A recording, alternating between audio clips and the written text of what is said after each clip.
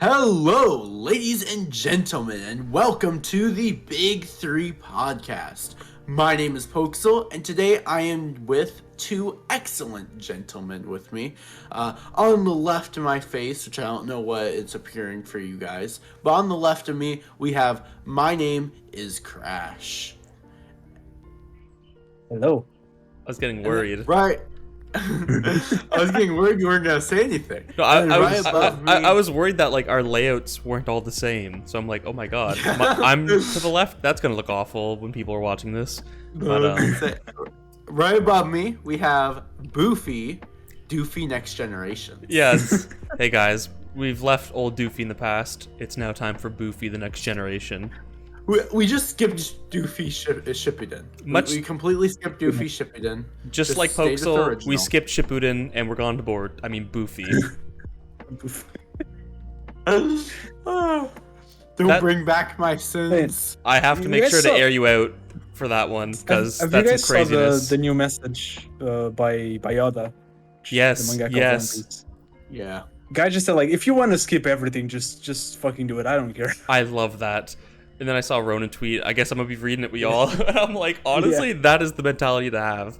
Because I'm trying to get back into One Piece again. But Zoe is just not the vibe. And I'm trying to Zoe's so short. I know, but Zoe's like it's like 20 chapters. It's like, yeah, but getting beat up is also a pretty short amount of time as well, but it sucks for the amount of time you're getting beat up, right? So I'm wondering if like I could just skip the beating and just go on to Whole Cake. But I'm actually curious on something. Have you guys seen the new Cave Stories chapter? What? No. Is that Cave not Cave Story. Sorry, no, not Cave Story. Sorry. Have you guys seen the new Chainsaw Man chapter? Of course we've seen the new Chainsaw Man chapter. Don't patronize us, POXAL'S. We're the gaming, the gaming mentality. Yeah. I'm an epic gamer. What can I say, bruh? Didn't we all have Chainsaw Man on a 3x3? We did. Yeah, it goes without saying. We've all read Chainsaw Man. Yeah, of course we've read the first chapter. So I have a hot take. I think a lot of people are overhyping this chapter just because it's back. Like I think it was good. I just don't think it was like the same level as like those last two arcs of Chainsaw Man. I think it's like an 8, a solid 8 out of 10. I would hope that the first chapter of part 2 wouldn't be as good as the climax of the first part. So I mean, I agree with that. You'll dial down a little bit.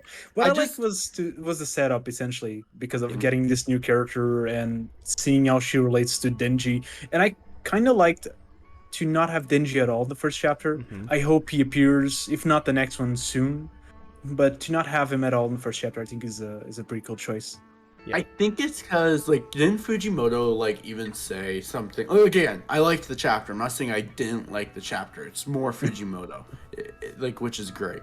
I just think some people were like, it was, like, a 10 out of 10 chapter. Or I saw somebody saying, like, it was one of the best chapters of Chainsaw Man. And I was like, no. Yeah, I think that's because of the hype, I'd say. Yeah. I thought, like, some parts were interesting. Bucky was hilarious, like that whole like plot there. I was the Bucky bit at first. I'm like, what the fuck is going on here? Like I was like, no, but I kind of like the direction they took with it. It gave me the same energy. Just to bring it back to a common theme on this podcast, it gave me like Doraemon vibes for a bit. It's like here's this cutesy little demon that like it's the clap pet and we all love him and we want him to be his friend. We don't kill him. And then, you know, the ending of the chapter happens. So I felt like it was a bit of an inversion of the Doraemon trope as well, which I like. Yeah, I never I want to see Denji next chapter or soon. Like, I want to see him at the end of the next chapter, like just happen to be in the same school as she is, or like in the same class or some shit. But like, here's my question: do you guys think she's being built up as like the main antagonist of part 2 or the protagonist? I would say, I think honestly, Well, before we say anything, Fujimoto did say part 2 was gonna be like a different series altogether. Is how he kind of worded it. I think she might be like the protagonist. I think she set up. Because this is a question that I have. Like, people don't know that Chainsaw Man is Denji. So of course, you can never predict Fujimoto. But I was thinking like maybe Denji comes to the school as Denji and she doesn't know Right. who he is. Right. And maybe they get to be friends and wherever, and I don't know. Maybe she becomes the power of this arc instead of the Makima. But we'll see because Or maybe like the Aki if she takes the role like the deuterologist. yeah. You know? Yeah. I think that or antagonist. I don't see her as protagonist. I personally don't. I kind of want her to though. I think that'd be an interesting change from the first part, just to kind of see Denji. I wonder if it could be structured, and I don't know how he would go about doing this, but like have Denji act like the main character, but have it from have it from the perspective of what's her name again? Aza. Yeah, Aza. Have it from her perspective. So I think that'd be pretty interesting to see. But yeah, I'm hoping, I'm betting on that kind of dynamic, at least between, you know, Denji coming to the same school, them being friends, and then, you know, as demons, they're enemies. It's a pretty, like, obvious, I think, trope to go for, but I love it. I think it's a really effective one. But I don't, at the same time, I do feel like she's going to be superseded in some way. I don't think she's going to be, like, the final villain or, like, the final protagonist. I feel like there's just going to be something that bubbles up. Like, I don't know, maybe one of the demons from the first part comes back and like supersedes her, I think. I still want the final boss to be the Blood Devil because you know that's power, and I think that will be awesome. Yeah. But we'll see. I don't know if it would be though. I have a feeling like the main like enemies of part 2 are gonna be the what are they called? The diabolical demons, or whatever they're called. You know, Primal Devils. Yeah, Primal Devils. There you go. Those 7 for sure. But yeah, I'm really hyped for more Chainsaw Man. I know you are, Crash. I know you are, Boofy. Yeah, I don't think Fujimoto can fumble the bag, so I'm pretty excited. I'm pretty optimistic about his writing, especially after seeing his one-shots and the direction he wants to take Chainsaw Man in. All I gotta say though... Yeah. No, you say first. Mine's more of a tangent. Oh, I need to still read Goodbye, Eri. You have to. Like, I waited long to read it, but it was surprisingly good. I did not expect to like it nearly as much as I did. Because I didn't like Look Back. I thought Look Back was boring. But Goodnight Eerie was like fucking like nutters good. Goodnight Eerie? Oh. I don't know actually. Okay. What is it? Goodbye Eerie? It's Goodbye. Yeah. Makes more sense than Goodnight. Yeah. Yeah, that shit was crazy. But one more thing. Yeah. Fuck everyone who didn't read Chainsaw Man but read the first chapter of part 2. Looking at you, Kreams. You guys are fucking crazy. Really? Okay. Yeah, I'm like, how? Like, honestly, I want to say POXAL'S watching Boruto before Shippuden is probably a better take than like reading Chainsaw Man part 2, chapter 1 before Chainsaw Man. Oh, you gotta fix the statement. I read Boruto before I watched the war arc. Not before I watched Shippuden. Before I watched the war arc. Oh, that's a little better. That's much better, I'd even say. According to Wada and apparently Araki, you can skip wherever the fuck you want. They don't care. That's true. So it's like, who do we side with, the mangaka or the big 3? Well, fuck authors, so big 3 for the win. Anyways. I still don't believe, like, skipping all of One Piece to start at the final arc. No. And it doesn't even make sense in the context of the message, because he says, you know, we got a little bit of Wano left, so then all the setup will be done. So he's already like acknowledging that this arc is being set up in some sense. So like how it's like, I don't know. It's like if you, instead of having sex, you just jump to the orgasm. It's not it sounds cool, but you're missing a really good part. Yeah, dude, it's literally like this manga that I tried to read last night by the same mangaka behind Nozaki Anna. Only the first volume has been translated, but the premise is that like the 2 main characters get linked through like this bruise, and so whenever one orgasms, the other one does too. And you could just see them like in normal circumstances just randomly orgasming because the other one is doing something at home. And it's like they're like in pain, like, they're in pleasure, but like they're like fucking like leaning over like, and so yeah, I think that's a perfect illustration of what you were just talking about, and I agree. Yeah. So therefore, hentai does not inspire One Piece, but it inspires the One Piece fandom. Correct. Yeah. Yeah. Yeah. So yeah, this is the gaming episode. Yeah, this is the gaming episode, but there's 2 more things I want to talk about that are manga and anime related. Number Let's 1, go. Goodnight Punpun Ain't Sad. Let's talk about it. Where are you? You're like 2 volumes in, dog. It's like... Are you 2 volumes? I'm like chapter like 18 in. Yeah. No, it's bright and yellow for a reason. This is the glory days of Punpun's life. Tony, what was it? Takapi's original sin is 10 times sadder. The first chapter's sad. Okay, like this is the spines of the first 2 volumes. All right, this look at how colorful and beautiful, and even this one isn't. Is this one already has the story of Volume 2 already has a story of the guy, the uncle. That's pretty fucked up.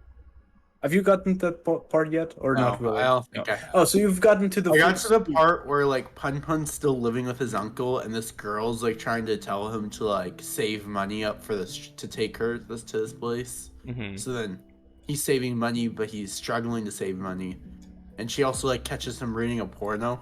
Yeah. And yeah. But at like, this point in the story, like I think a big part of Punpun is just like tracing Punpun's understanding of the world, and early on, it is very much everything that happens kind of is filtered through the lens of a childhood naivete. So even though he's literally like in an abusive household, like it's just so normal to him that like he just walks around like it's whatever, like it's nothing, and therefore the presentation of some of these ideas is pretty like I will pulled say back it's intentionally. it's still like horrifying because you know what's going on, even though it's like the way it's presented to you in the story is a little more like lighthearted. Mm-hmm. If that makes sense. I think I worded that right. Like, because like he's being abused, he's in a horrible situation, but like he doesn't realize that. So like because the story's being told from his point of view, that's kind of how the author decided to like draw him, as the whatever creature he is. Bird. To kind of like demonstrate that, the bird. Yeah, but that was pretty good. I also have officially read like 3 or 4 chapters of Solonen. I haven't gotten the chance to read all of it yet. Yeah, that was pretty good. It's actually up there. I see. I was looking at it. I also see it right next to Spike's family.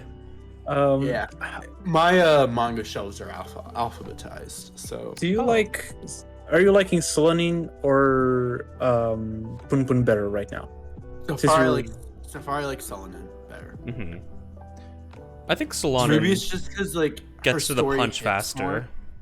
Yeah, it's also way shorter. Yeah, like because I kind of felt that because like when you don't work, you kind of like lose motivation to do all this stuff, even though like initially you have that motivation. So like I really liked that part of the story where like she quit her job and then all these things happened, and you know what I'm saying. Like after like the 3rd or 4th day, she was just like, I'm bored now.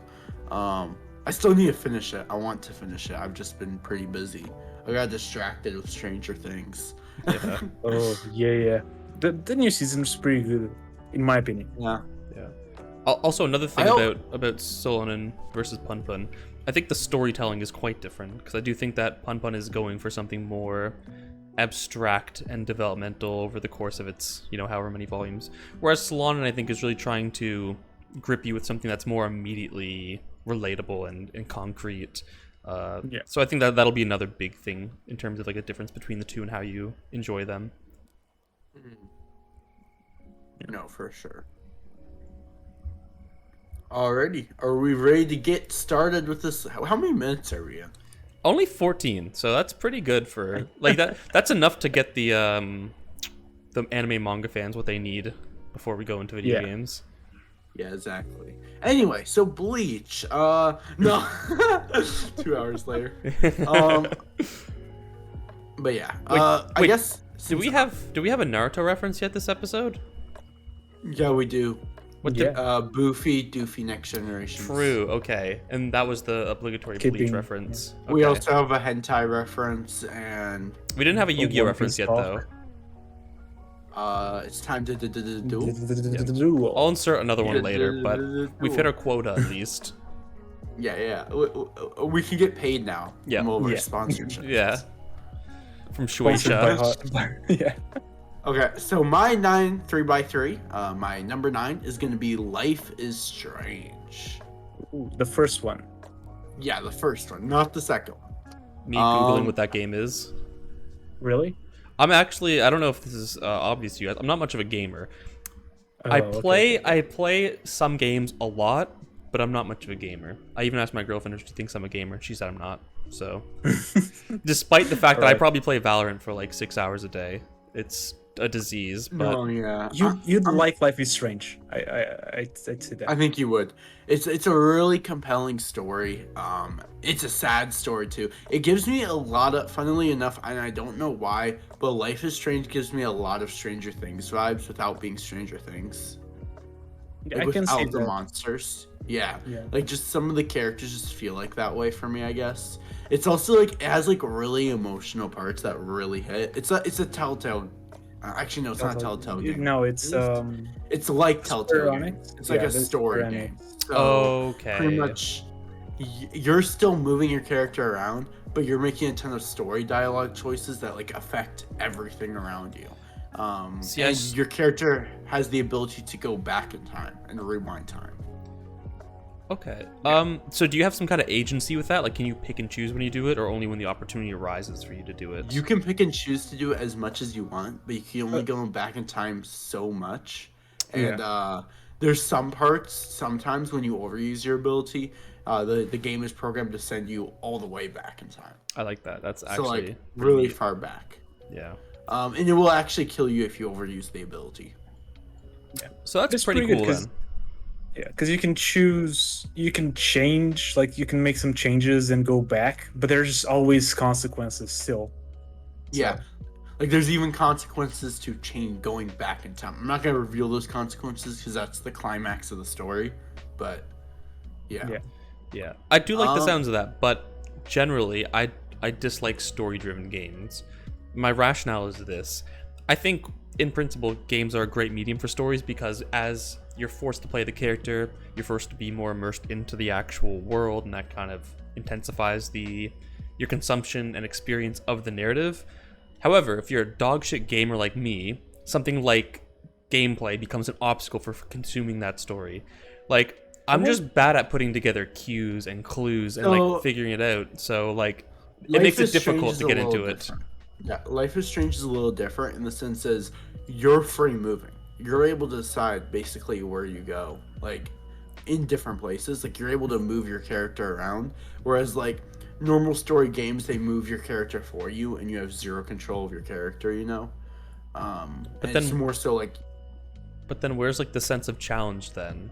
If it's you just kind of choosing everything without well, there is seemingly consequence with overusing your ability, but where does the challenge come in? Because there is a story, and there's like a story-driven character, and there's goals for your character. Like there's like evil. There's an evil person. I'm not gonna name who they are, but I would argue that there's no challenge to Life is Strange. The appeal of the game is not that challenge. The appeal of the game is having a story that you can control to some degree where it goes, and have your decisions lead to these consequences. And there are some challenges, like you have to pick up and remember certain dialogues. Like for example, I'm not going to reveal who. I'm not going to name drop because that would spoil the story. But there is a girl that has suicidal thoughts, and you have the opportunity to save her. And you have to pick up on clues that you spoke to her, and when you went to her room, clues that you discover to try and convince her to stay alive. And if you pick the wrong choice, she jumps off. Yeah. But you can rewind time and pick a different choice. You just gotta be careful. Okay. That was a heavy moment in the game. I remember. It really was. That's like my second favorite moment in the game. That's why I didn't reveal names. Other than the ending, I guess, because those are my two favorites: the ending. Yeah, same. And that moment, yeah. So, question. I don't want to like spoil Doofy Crash, but when you played the game, did you save the single individual or the lot of individuals? I saved. The second one I saved. I didn't pick the single individual. Okay. Yeah. Alrighty. It was a rough choice. I can tell you that. It was emotionally wrecking for me, man. Yeah. I was like, I really wanted to save her, but I also was like, what would I genuinely do in this situation? Like millions of people or one person? Yeah. Number 8 is Legends of Zelda: Ocarina of Time. Actually, sorry. Before we move into that, I just wanted to ask you another thing about Life is Strange. Oh, Did you like? Because I haven't played Before the Storm, which is a spin-off of the first one, but I've played Life is Strange 2, but I've finished the first chapter and I haven't felt like going back to it. It's so much different from the first one that I just don't care. I played Life is Strange 2 Chapter 1 as well, and I have the same feeling. I feel like it could be a good game, but just because it's branded itself as a Life is Strange game, it just doesn't feel right. I do want to try Before the Storm, though. That is one of the games I want to buy and try, because I read the story of the game a little bit, and it sounds really interesting, you know? Like, kind of deepening the plot of the first game. How many hours would you say the first game is, on average, like, to complete? Like 15, maybe? Yeah. Here, I've only beaten the game once. Let me check how many hours I have in the game. Yeah. What platform is it on? I have 16 hours. It's on computer, console. I think it's pretty much every platform right now. The first episode is free too. Yeah, you can try it out and then decide to buy it if you want. Okay. Yeah. I would advise you to buy, like, if you're gonna buy the whole package instead of buying the episodes separately. Mm-hmm. And you might want to wait for it to be on sale if you're doing it on computer. Yeah, because you probably can get it, for like really, really cheap. Yeah, I got for like $5 for all the episodes. It was a steal because it went on like mega sale. But normally, I know I bought it on like retail price because I bought it. I bought it when the second chapter came out, I think. Oh, they have a remastered version now. Yeah. Probably just better graphics. The first one is $20 on Steam right now. That's not awful. For all 5 episodes. Yeah.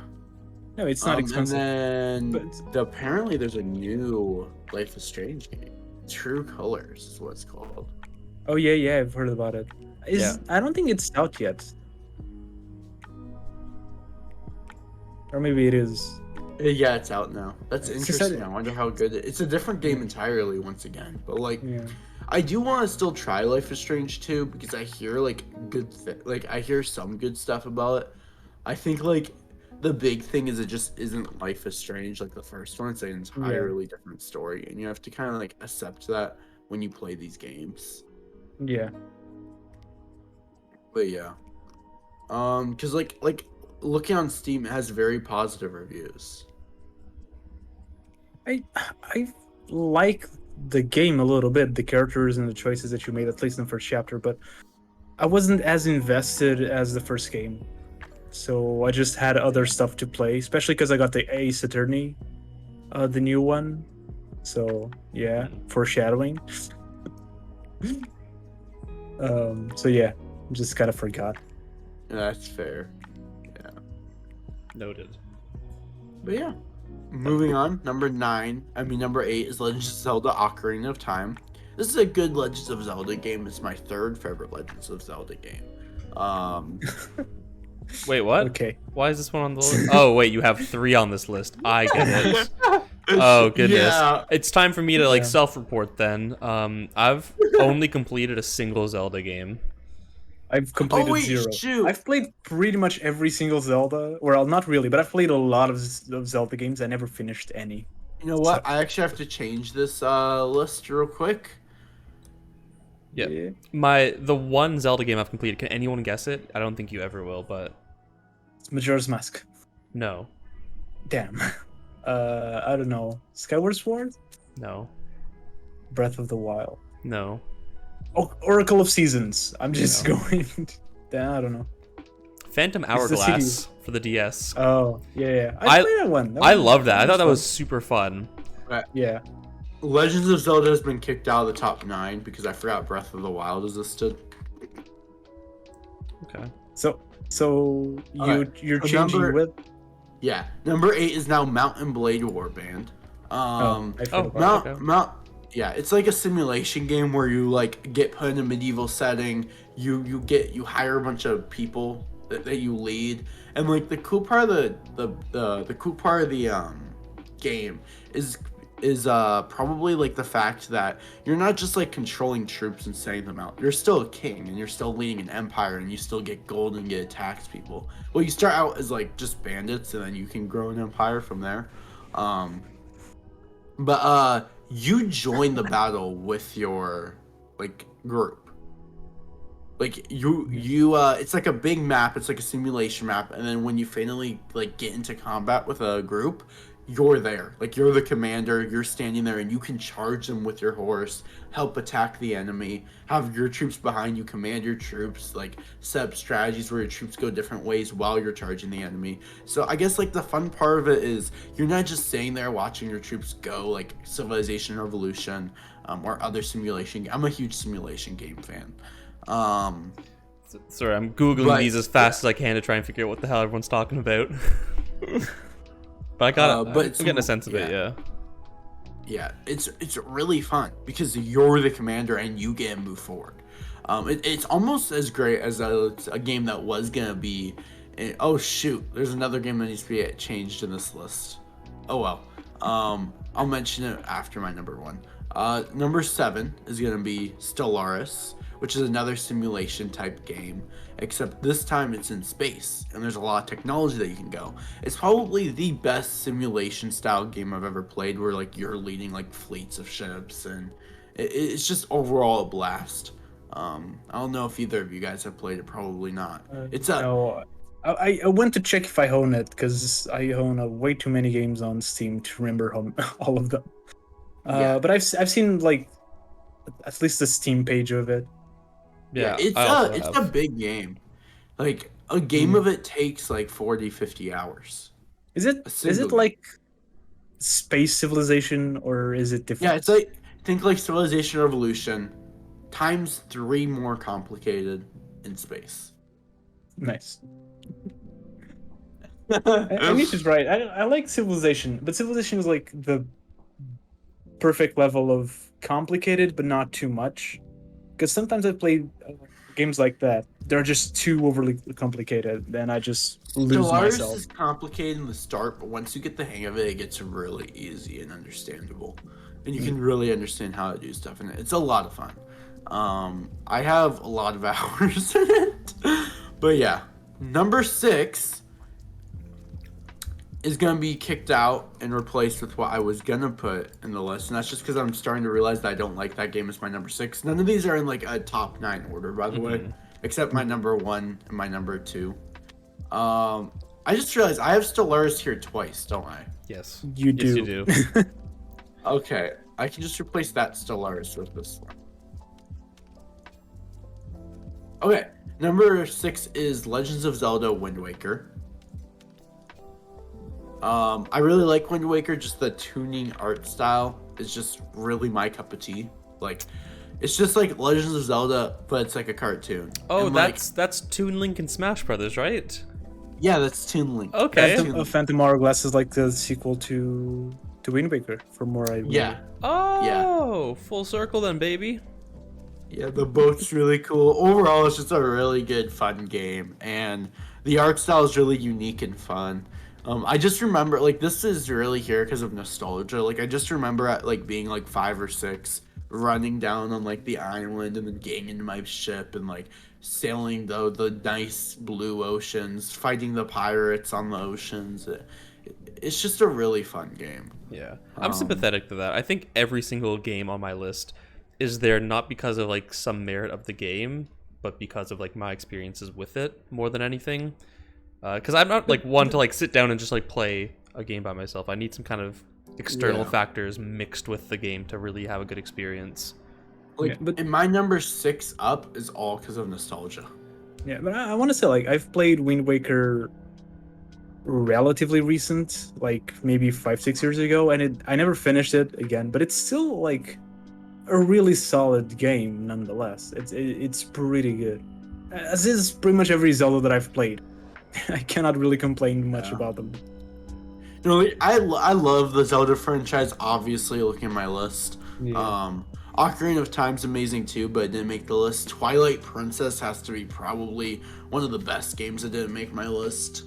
Skyward Sword. Like, Legends of Zelda just has so many great titles. I don't know how they all fit with each other timeline-wise, but I don't care. Wouldn't even try. There's a really good video from Polygon where it's like it's a comedy video. It's a joke, but the guy builds like the timeline that is the official timeline of Zelda, and then he just starts like putting the random spin-offs into the timeline, and it's awesome.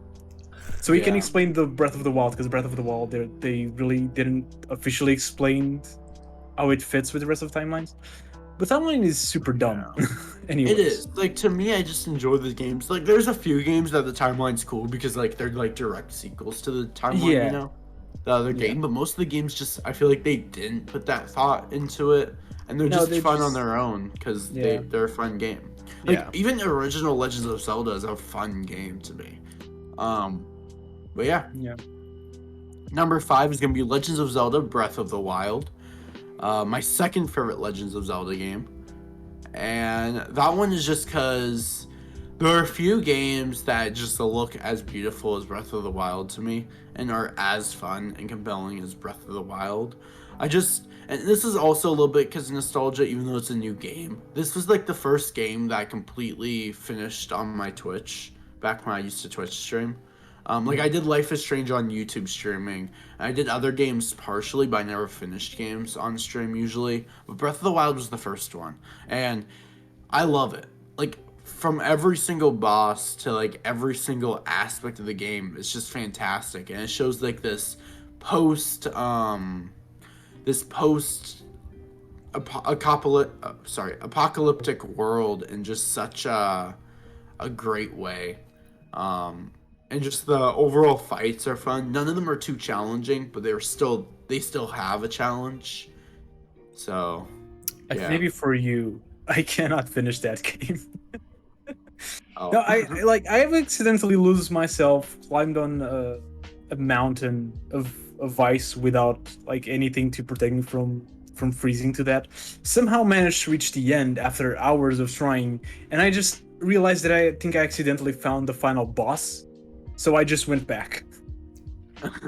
So you might have found a Lionel or whatever they're called. Those things are terrible. Yeah. They're like mini bosses, except you're not expecting them to be mini bosses because they look like normal enemies. And then they're like giant beings on horses. No, but what I found I think was actually like Ganondorf. I think I accidentally found the place where he is. And I was like, shit, I shouldn't be here. And I went back. I mean, the place he is pretty obvious where it's at. Yeah. I don't know if you can fight him before you defeat the 4 guardian beasts. Yeah, I didn't try to fight him. I just saw maybe it was a guardian beast. I don't know. It was like a giant dragon. So I think it was Ganondorf. Oh. I just looked at him and was like, shit, no, I'm gonna back. Yeah. So, like, in the Breath of the Wild, you're supposed to take out each Guardian Beast thing first and defeat the boss at them. And then the Guardian Beast puts its orb at Ganon. And then it gives you a small power-up. And then you fight Ganon. Okay. But, yeah. I also really like how the heart system's implemented in that game. But what's up, Doofy? I think you're going to quickly find out why I don't like video games. The reason I don't like Breath of the Wild, I've only played 2 hours of it, by the way, is because it's so fucking overwhelming to me. I think people like it because of how open world it is, all the possibilities and all like the detail that goes into making it so big and open. But to me, I see that, I'm like, I get like overwhelmed. Like, this is just way too much for me to do. Like, I feel like I'm always going to be missing something. Because I do have a kind of completionist mentality when it comes to a lot of games. And like, I just feel like I will never be able to like sweep that game in the way I want. Plus, I'm bad at gaming, so already, like, trying to figure out where to go next is just difficult for me. Trying to fight bosses is just difficult to me. So, like, I suck at games. Yeah. On the one hand, if something is too big, it overwhelms me and I don't like it. On the other hand, if it's too narrow, I get bored because it's just, like, a story and I'm struggling to, like, play it. So it's like, where do I find the games that are for me, right? Even something like Minecraft, like, Minecraft is fun for me until I realize how fucking good people can get in Minecraft. Because now I just feel like I'm like, because now everything I do is being viewed for this like lens of how good it could have been, and I just see everything as a letdown, and I'm like, well, shit. That's fair. My structures look like dog shit, dude. Like I'm not doing this anymore. Like my mentality with Minecraft, I'm not really a big fan of Minecraft, but when I do, my mentality is I kind of enjoy just building the dumb structures. I know I'm never gonna build a castle, so I just play it to survive and to dig the mines and wherever, and have like a cozy home. The only reason why so there's 3 games in my life that I've put so many hours into that the hour count is probably 1,000 plus, and those 3 games don't make it to my top 9. That's kind of the same to me, I guess, because for sure the game I've put more hours into was League of Legends, and I'm gonna die before I put League of Legends on my top 10. That's right. I forgot Crash is a League of Legends gamer. Holy shit. I haven't played League of Legends since like 2015. We're spiritually connected through Riot Games, okay? Valorant is also made by Riot. Oh, so yeah, I forgot that. We have the spiritual connection so much deeper than I ever would have guessed. I mean, like, because these 3 games, I almost put them in my top 9, but I was like, I haven't played these in so long, and I just remember having fond memories with them. I don't actually remember the gameplay too much. That would be Grand Fantasia, which is like an anime MMORPG. Terraria and Minecraft. Grand Fantasia. I played a little bit of Terraria, but never too much. I guess because I wasn't a big fan of Minecraft. I wasn't a big fan of Terraria either. That's fair. They're a little bit similar. I kind of grew out of Minecraft, but I still play occasionally. It's still a really fun survival game for me. Grand Fantasia is a weird one. I love that game so much. It's just such a fun game. It's just I haven't played it in so long. It definitely, like, those 3 games would definitely make my top 20.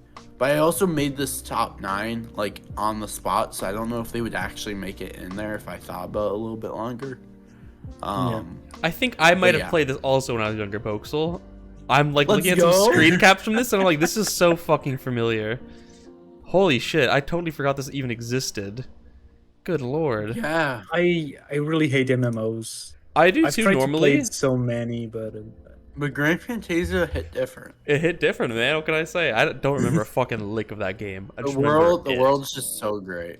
I think I like Grand Fantasia because it doesn't take much skill. You just have to like press buttons. That's fair. And know how to do stuff. I got really invested in Grand Fantasia. So Grand Fantasia, like most MMORPGs, it gets to become a very big grind. And like at one point you hit like level 31 and you like get to like this next tier of class. And then from there forward, leveling up takes such a long time. Yeah, I had like 4 or 5 level like 60s, 1 level 70, and then like a few level 50s. Meaning like I put in easily like, because I had like 5 accounts in Grand Fantasia. Yeah. Because like you had to pay to get more character slots past 3, I think it was. So I had like 5 different accounts, 15 characters, and they all were at level to the point where it would take like a day of grinding at least. Like I'm saying like 12, 14 hours of grinding to level up once. Yeah, I fucking hate that shit. Like there would be this dungeon that you could do once a week, and it would give you a really good amount of XP. Basically, like the way that the XP worked in the game is you had like a green bar, then you had a red bar. Every time the green bar filled up 1, it would fill up 1 red bar, and you had to fill up all your red bars to level up. That dungeon, which was considered to be the dungeon that gives you like 10 out of 10 XP besides like raid dungeons, which require like giant parties of your level, would give you 1 red bar, just a single red bar, and you need like 8 or 9 of those. Yep, it was the same thing. Like I had a little bout with Destiny 2, and like Destiny 2, reaching the soft cap, it's like easy peasy, but then the fucking grind to get to the hard cap was like the craziest shit ever. Like you had to do these massive fucking complex dungeons. It's like this shit fucking sucks. I mean, it was fun when it was fun, but like there's a point where I just can't commit to that grind anymore, and that for me came very quickly with Destiny 2. to me, for Grand Fantasia, probably the funnest I had in that game was from like 31 to like 50, and that's only because like at level 31 you finally start to unlock the cool abilities. Like you finally get to pick your hardcore class, which is like isn't like the soft cap, but like because you still have class upgrades down the line. But like this is the time where like from the start of the game you've been waiting for this one moment. Like when it gives you the class like pick, you get to pick basically it lets you know all the classes available, and the classes it shows you is the level 31 classes that are available. And so every class pick that you've chosen up to here has led to this one moment. If you went like sorcerer at level 6, which is like the first one, sorcerer, then you would get upgrade to like spellcaster, I think it was, and then at 31 you get to pick either wizard or like necromancer.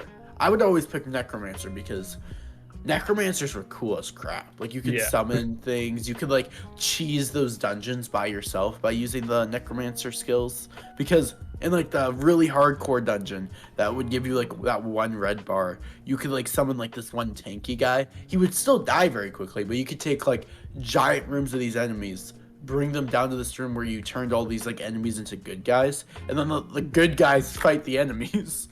And I used to cheese that dungeon like with myself and like lower level players all the time as level 50, when like you need like a few level 55s plus to do the dungeon.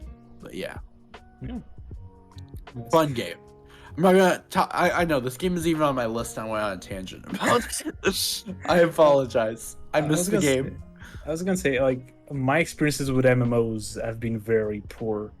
I think I've played like World of Warcraft for like 20 minutes, and then I played it wasn't a Persona, it was Shin Megami Tensei MMO that I actually played for like a week, and that was the most I've played. And then just to show how much I hate MMOs, I played Guild Wars 2 because there was this really hot girl, friend of mine who also played Guild Wars 2, so I was like, I'm gonna play.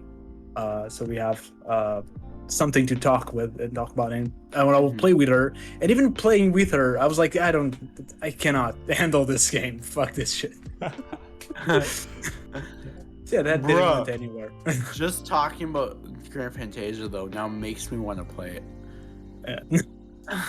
The servers are still on? Because most of those MMOs just kind of like. Oh yeah, the servers are still on. The game's kind of dead, but the servers are still on. That's good. But yeah, I'd have to try to remember one of my 5 accounts though. Anyway, number 4 is like the only better open world game than Breath of the Wild in my opinion, and that'd be Skyrim, The Elder Scrolls 5. Yeah. Skyrim is just so much fun, but I'm not gonna talk too much in depth with it. I played it for like 2 hours. It was okay. Again, overwhelming for me. I also don't like fantasy-esque shit, and I would count that as a kind of fantasy. You know what I like? I have the virtual reality version of Skyrim. I cannot play for too long, but that is super cool to play. Yeah. You get to really be immersed in that world, which I think is a big part of it. Sorry, I just see Kreams and Mikey fucking blowing up my mentions because of my big 3 antagonist tier list I made this morning. I haven't seen that. I think I've seen someone post a big 3. Was it you? Trash did a big 3 antagonist tier list. I don't know if you follow him. Oh, I think yeah. That inspired me to do one. I think I followed Trash. I saw one and I didn't think it was you, so it probably was Rash's. Did it have like 6 villains from Naruto and S? I did not. I got in. Just saw and then. You logged in? You got into it? Yeah. This is making me want to play Destiny now. I never thought I'd say that again. Oh, the mods gave me free stuff. It's a glorious day for POXAL. Yes, I got into like my main account. Nice. I know what I'm playing tonight after work. Alright, number 3 is XCom. The XCom franchise as a whole, by the way. I know that's kind of cheating. I don't know what that is. Yeah, it's amazing. I've only played the reboot. Oh, XCom Enemy Unknown. Yeah, that's fair. Yeah. That one's really good. I really like the reboot franchise. Really, the only good one in the old franchise is the original.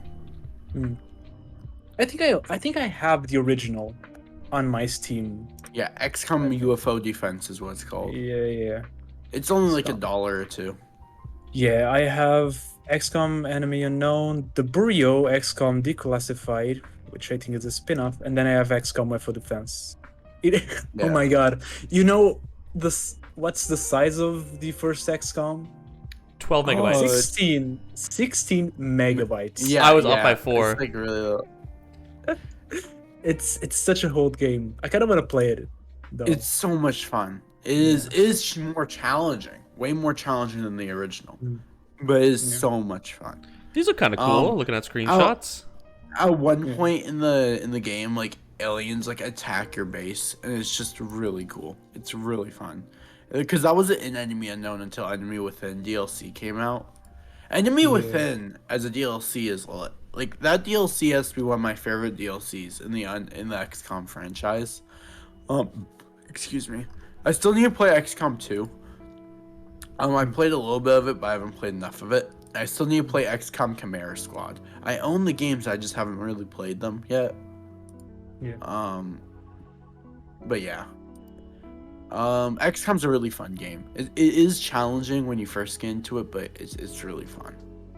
I really like the fact that you can like name all your characters, and then when they, because if they survive a mission, they get stronger, but then they can die, and so you also have like the graveyard, which is in my games are full of like names of my friends, of my like real life friends, who have now passed away. Yeah. It always sucks sometimes though, because you'll have like a really maxed out character. Yeah, and then you they die. Yeah, and then they die. Yeah. But it's like it's just part of playing the game. There is actually a glitch in Unknown where you can name your characters like 5 different names, like a whole squad, and they become like these ultimate troops, like maxed out characters. Nice, didn't know that. I don't know if I want. I kind of like the thrill. It's the same thing with Fire Emblem, at least the GBA ones that I play. Yeah, I don't like play kind with of the glitch. I just know it exists. I do like the thrill of knowing that if my character dies, they're dead forever. It gives like some nice stakes to the game, especially when there are characters you've actually like created some connection with. It pisses me off so much when there's a character that's right next to an enemy and they have a 67% chance to hit. Oh yeah, with a gun right here, and then you miss. Yeah. And then you miss the shot, and you're like, "What the heck? You're a trained like warrior. You're supposed to like you're supposed to be able to like nail shots like this." Yeah. It's always just fun. Very great game. I just remember like as like a little kid, trying to like immediately like the second a character died that I liked, I would like try to like turn off my console to try to like reboot the save, because I'd play like the saving one where like you can't back out. Like you can't save the game and cheese and load into the game. It just saves whenever you turn off the game. So I would just cheese my way through the game. And still play on that difficulty, even though I didn't have to. My number 2 is Legends of Zelda Majora's Mask. The best Legends of Zelda in my opinion. It's just such a creepy undertone of a game. And it's just like there's so much creative free will in Majora's Mask that makes it like just my favorite. Again, I could go on and on, but I'm pretty sure we're at like 40 minutes at this point. It's aesthetically the best. I've never finished. I've played like 25 minutes of it, maybe watched like a friend play it. It looks fucking awesome. Like the N64 version, love the aesthetic in this game. Yeah, it is the most 100%. appealing to me. I do gotta story's say, my like favorite, the fact that I think it repeats. Yeah, it goes back in time if you like fail. Yeah. I remember thinking that one was a little bit tired. I guess it's been a really long time since I've played Majora's Mask. No, that's fair. But I remember really loving the aesthetic of it. And Drowning Ben. Yeah. And the game. Sorry, there was like this guy who made amazing remixes of the soundtracks, which I'm gonna see if I can find it. Does this one have the What are you theme that guessing? goes like da-na-na, da-na-na, da-na-na-na-na-na-na-na-na-na-na? Yeah. I accidentally wrote that on guitar once, and I thought it was really cool, and then I'm like, Nice. fuck, that's not mine. There is a lot to do in the game, and then also like just like you're literally preventing the world from being like destroyed. Yeah. I think I like it because for the first time like Ganon isn't like the main villain, you know? Who is? Yeah. Like this masked character. Oh, is it like the small little mask thingy, or? Yeah. Okay. Yeah. The person on the moon. Yeah. Okay, so I just wanted to give a shout out, I guess. So I think it was in 2012. Yeah, 2012. There was this ARG, I guess, surrounding Zelda or Majora's Mask specific, that at the was a couple days before, I guess, 21st of December, which was supposedly when the world would end, I guess, with the Mayans or wherever. They started like posting those scenes like 3 days left or whatever that you have on the video game. Yeah. And everyone was like theorizing what the fuck was that. And it was like some pretty cool 3 days. And at the end of it, it's actually like an ad, I guess, for Majora's Mask remix album by was it Theophany. And I gotta say, like, this guy, like the soundtrack, the remix is really, really good. So if you guys like the soundtrack of Zelda, you should check it out. So yeah. Okay. I'll definitely have to take a peek. And the main villain's name is Majora. And there's 2 timelines inside the story, and this is why I hate. Because there's a timeline where I think the world does end or something. And then there's a timeline where the world stays, I think. I like that. I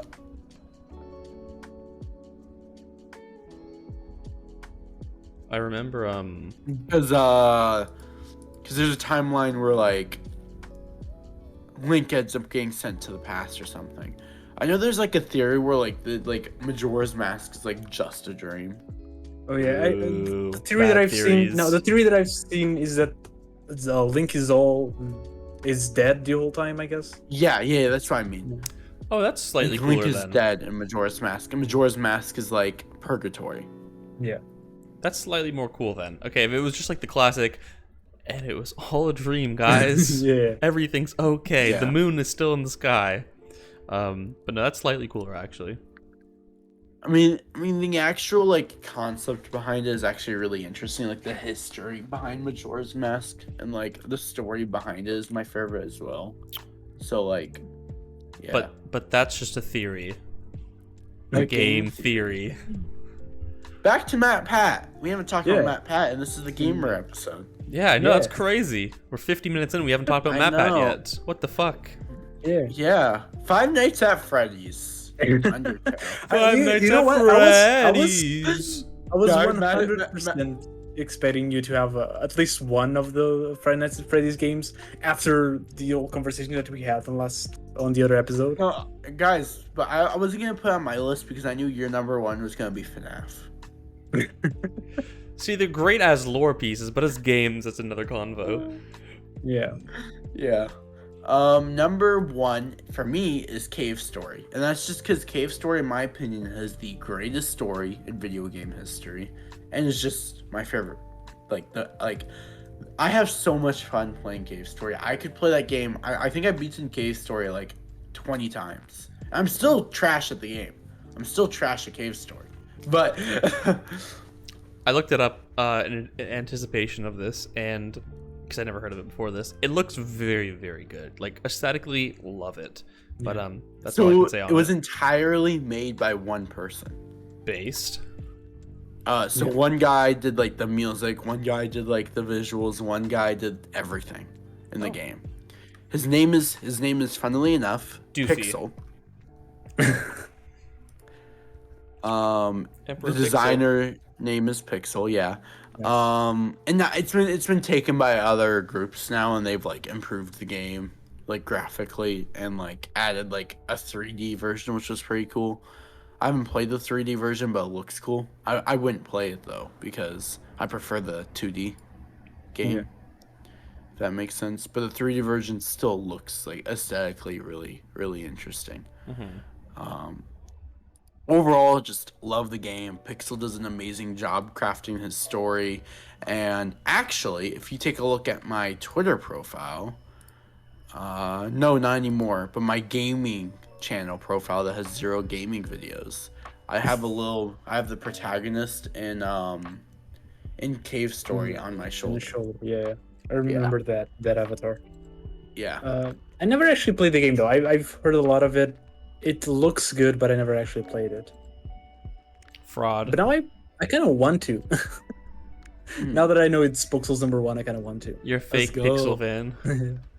Yeah. You gotta play it for real. It's worth it. Trust me. It's a great game. And the author also like didn't even want to charge money for Cave Story. He spent like I think a total of like 5 years of his life dedicated to the game, and he uploaded it for free if I remember correctly.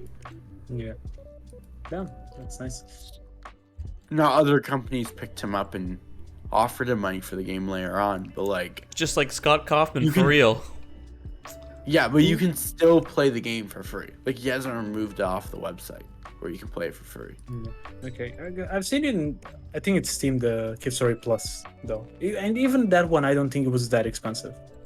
Yeah, it's still reasonably priced, and that I mean like the free version isn't translated too, so. But yeah. He actually recently, I think, started on another game, if I remember correctly. But yeah, Cave Story took him forever, and it was like, it's his like the big thing that he's done. Yeah. But yeah. Anyway, Doofy or Crash? Who wants to go next? I want to go next. Okay. Doofy's like a 12. I'm pretty excited for this. I'm not gonna lie. I honestly, as the non-gamer friend, there's not much for me to say, which I think is why I'm a good second choice. Get the momentum going again.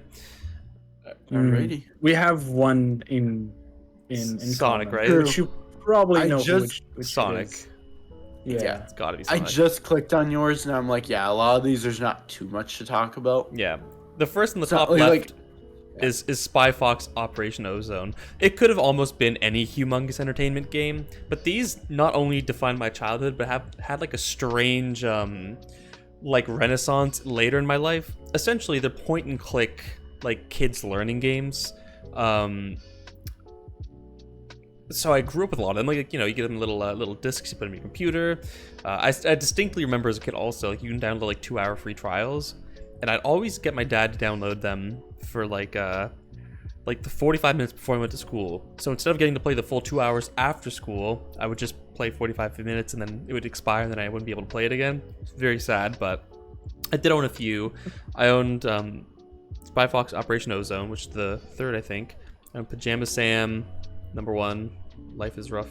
No, it's 4. Life is Rough and You Lose Your Stuff is #4. #1 is No Need to Be Afraid of the Dark or some shit. And then I own a couple Freddy Fish games also. I wasn't so big into Putt Putt. Crash, do you know Putt Putt? Putt Putt goes to the moon or something? Putt Putt. You know, the purple only car? name I recognize here is Pajama Sam. Pajama Sam. The blue guy. And that's only because I've seen Peanut Butter Gamer, I think. Yes. It was him. He has videos on it. He likes to play these kind of games, and I used to watch him. Yeah, Crash, have you ever, or not Crash, POXAL, have you heard of any of these games before? Oh, like the learning games? Or even like any of the specific ones I listed? Spy Fox or Pajama Sam? No. Okay. Yeah. No. I think but I did play a few of them. Yeah. Just not those ones. What I loved about them was the attention to detail, because obviously it's a point and click, there's not a lot of game mechanics, but if you clicked on something that wasn't directly relevant to the plot, it would still might like animate something. Like if you clicked on a random bush, something might jump out, and like it's really creative and fun, the amount of time and effort they put into those little details. And that's why I think the game actually has replay value. I mean, for one, it's because I'm nostalgic about them. But like, I remember like in my undergrad getting drunk with my roommate, and like I would just force him to sit down and play this thing with me, and it would just be like such a vibe. You know what I mean? And that's again, this goes back to what I was saying earlier. A lot of these games are here because of some external contingent factors, and like this has both childhood nostalgia and also like that kind of undergrad nostalgia. God, I'm getting old if I'm saying undergrad's getting nostalgic, but Anyways, that's Spy. I gotcha. I still will get drunk on a Friday night, and I'll open up one of these and I'll play it in 45 minutes or something, because it's just so fun to me. It's the most direct way to access something related to my childhood where I am right now. So it's a really good experience for that, and so it has to be on this list. To the right of that, Pokemon Diamond. And I'm specifically putting Diamond there over Platinum, despite the fact that Platinum solves a lot of issues with Diamond, because Diamond was the one that I had the most actual experience with on the DS. I think what I liked about the 4th generation was its contributions to the Pokemon lore. The prospect of having a fucking Pokemon god, and, a Pokemon devil, and the Pokemon behind space and time itself. This is really where we get, the lore of how the Pokemon world is built, and I thought that was so fucking cool. And so, in that sense, it felt grander. Team Galactic felt like they were not just dealing, with petty thievery like Team Rocket was, but these guys were really going at these beings that control the fabric of the universe itself. Their goals were big, and so as the protagonist trying to go up against that, it felt bigger. I also just love the 4th gen Pokemon. I think they're great. I think Sinnoh is an amazing region, and I think this is by far my favorite Pokemon game, maybe with Heart Gold very closely tied to it. This is around the time where I just kind of stopped. I drifted out of Pokemon, which is kind of weird because I always wanted a Pokemon game, but I never had a Nintendo console. So the DS was my first Nintendo console, but I did not own a single Pokemon game, though. I just got drift off it at that time. Craziness. My favorite Pokemon is Pokemon Red. My favorite one is probably the Silver. very, very first game. I can't go back to those anymore. They're so Fire Red fucking slow. I think Fire Red is still a really good Pokemon game. I like Fire Red. By the time you get to the 3rd gen, the pacing, I think it's just right.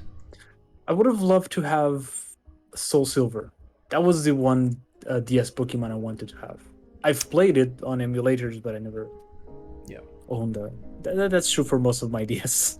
Yeah. I had a DS and I played most of the games on emulator, though. Another thing I get that. I miss about Pokemon, which I think is totally absent now, was those external events. There was the, what's that little grass Pokemon, the little ball, begins up with an S maybe? Skies. What the fuck is their name?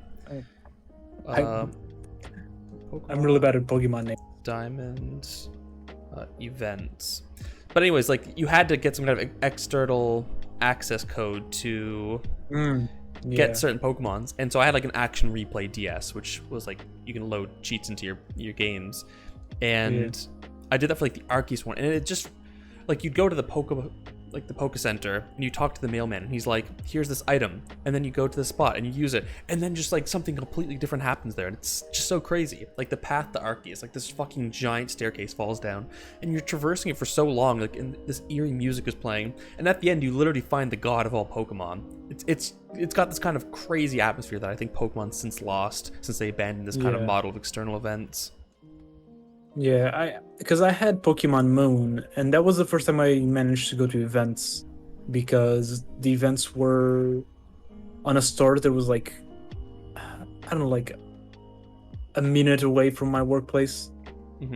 So I would go there, but it was just you'd open up the game, you receive the Pokemon, and then you could go home. Yeah, kind of lame.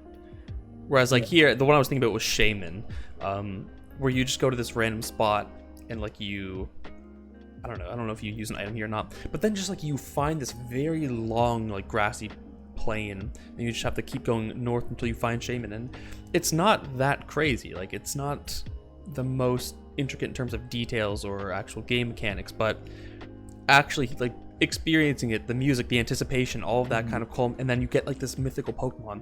Same with the Darkrai bit. The Darkrai one might have been the spookiest, because you went into this one house in that city that was always locked, and you laid in the bed and you just enter the stream world. It's just spooky. You know what I mean? And this is something that you needed to go out of your way to find and access, and I just kind of like how it rewards you for that. And I kind of hope Pokemon re-implements that. I don't know if they have or not. I just don't know, but yeah. I have Sword and Shield, but I haven't really played much of them. Yeah, I'm a bit of a I've Pokemon freak. Not gonna lie. I've played Arceus recently, but I didn't like it too much. I'm not sure if I mentioned this on the podcast or not. No, you I haven't. just didn't like it. It doesn't look good. I don't know. It looked, to me, it looked amazing. I don't know. It looked like the Pokemon game I wanted as a kid. You know, it just looks like the fulfillment of like that fantasy that you have while playing Pokemon on your GBA. And then when you actually play it, it just, I don't know, it's just a repetitive game where you're just catching 50 beat-ups. It's like, I like catching beat-ups, but not that many. Yeah. I don't know, just... But yeah, I mean, Pokemon's probably my favorite franchise. I mean, I've just played all of them so much. Like hacks and just this and that. I don't know. It's, again, it was just one of those things. I was really there for the Poke craze, you know what I mean? So I lived it. That's all I really have to say about Pokemon, unless anybody else has some additional remarks. Not me. To the right, we have Sonic Adventure DX Director's Cut. It has to be the fucking GameCube version. It has to be. Okay, I don't care if the Dreamcast version had better textures. I don't care if it played better. I like the bugs. I don't want to say, just because on my 3x3, I do have the original, but that is by mistake. It's this version that I wanted to play as well. Yeah, dude, like, there's just something about... I feel like in any other game this is a bad thing, but like just dying for not something you did, but because the game was just fundamentally broken, it's frustrating in every other game, but I'm just like, oh, that's Sonic for you. That's just another fucking Sonic moment. And like you laugh it off and then like you continue. I can't explain why the fuck glitches... I mean, glitches in other games are fun when you know how to exploit them and benefit from them. Here they're just bad, like they're bugs, but they're enjoyable for some reason. It adds to the character of the game. I also don't think like any of them are game breaking bugs. I remember, for example, I was playing Batman, the first one, which is a game everyone loves. It's not a game that is known for having bugs. But I was walking on a bridge and suddenly the Batman just dropped and I died. And I felt that was so frustrating because but like with Sonic, the bugs are also kind of consistent. So once you learn how to manage through them, you already expect where it's going to get a bug when it's not. You can avoid them, or well, you can't really avoid them, but you can kind of play with them, I guess. Yeah.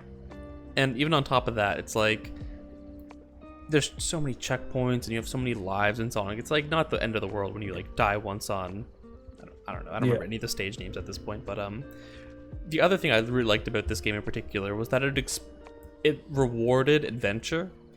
So even though the stages are linear, you know, there's alternate paths, but like you could just stop and like you can fall to the bottom. I'm thinking like one of the earliest maps, that like seaside whatever, where you're on the beach, like literally the first map.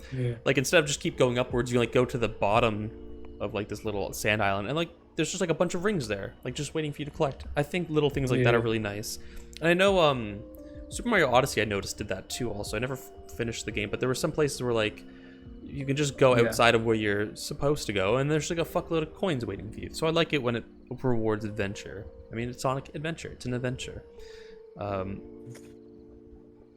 it's also just fast. I like the fast-paced Sonic gameplay. Like, it, you know, you can feel the speed. Same with Sonic Adventure 2, but Sonic Adventure 1 I've just replayed a trillion times more, and I just have more experience with that. Like, as a kid playing it, again in undergrad, like me and all my friends sitting around the couch drinking, playing Sonic Adventure, things like that. Just color this in a more positive light. I think the last time I played Sonic Adventure was last month, I think.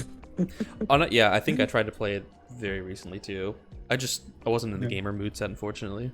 Yeah, what I wanted actually was when Sonic 2, the movie, came out, because I don't know if I can spoil that. You shouldn't. I haven't watched it yet. All right, but anyways, there was like something in it that I was talking to my girlfriend, and my girlfriend really loved Sonic Adventure.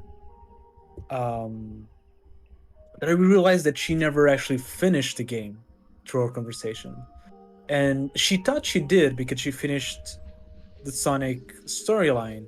Oh, okay. And I think the Knuckles storyline, I guess. So she just thought like the stories were all the same. So I was like, no. And so I wanted to play with her, but it's really hard for us to play in this computer because I only have a chair. It's not, this place is small, it's hot, it's not very comfortable. It was really cool when we played on the living room where we have a couch and play PlayStation or Switch where you have two controllers, or even if you don't have, we can just like see the other play. So I tried to stream on the television using two computers because I still have my old laptop, but it is so convoluted and my laptop is so old and so slow that it's super hard to just to do that even. So yeah, we only did that once. With Sonic Adventure 1, do you play Supersonic when you just complete the Sonic storyline, or do you have to complete everyone and then you play Supersonic? Okay, damn, she's missing out on the fucking like the best part of the game. You know what I mean? Like she hasn't played the final battle. She didn't even knew what Supersonic was. I've only ever played a single Sonic game, so I'm just like sitting here listening to you guys rant about Sonic. I played the first one. That's the very first one. Those are very on fun. my phone. Yeah, on my phone. But that version is pretty cool. Like the guy who made that version is the one that was hired to do Sonic Mania, because he was just super good at the phone versions. They're kind of considered like I haven't played them, but they are considered like the best versions, which is weird. They're fun. The phone version? Yeah, it's really weird that the phone version is considered like the best Sonic 1 port. Craziness. But even more than the original, or just in terms of ports? I think just in terms of ports, but it does have like, I think it has like a save mode and the spin dash and everything that you don't have in the original. That's the one. So that kind of. I think in the GameCube collection of Sonic games, I think they put the spin dash in Sonic Adventure 1. I don't remember.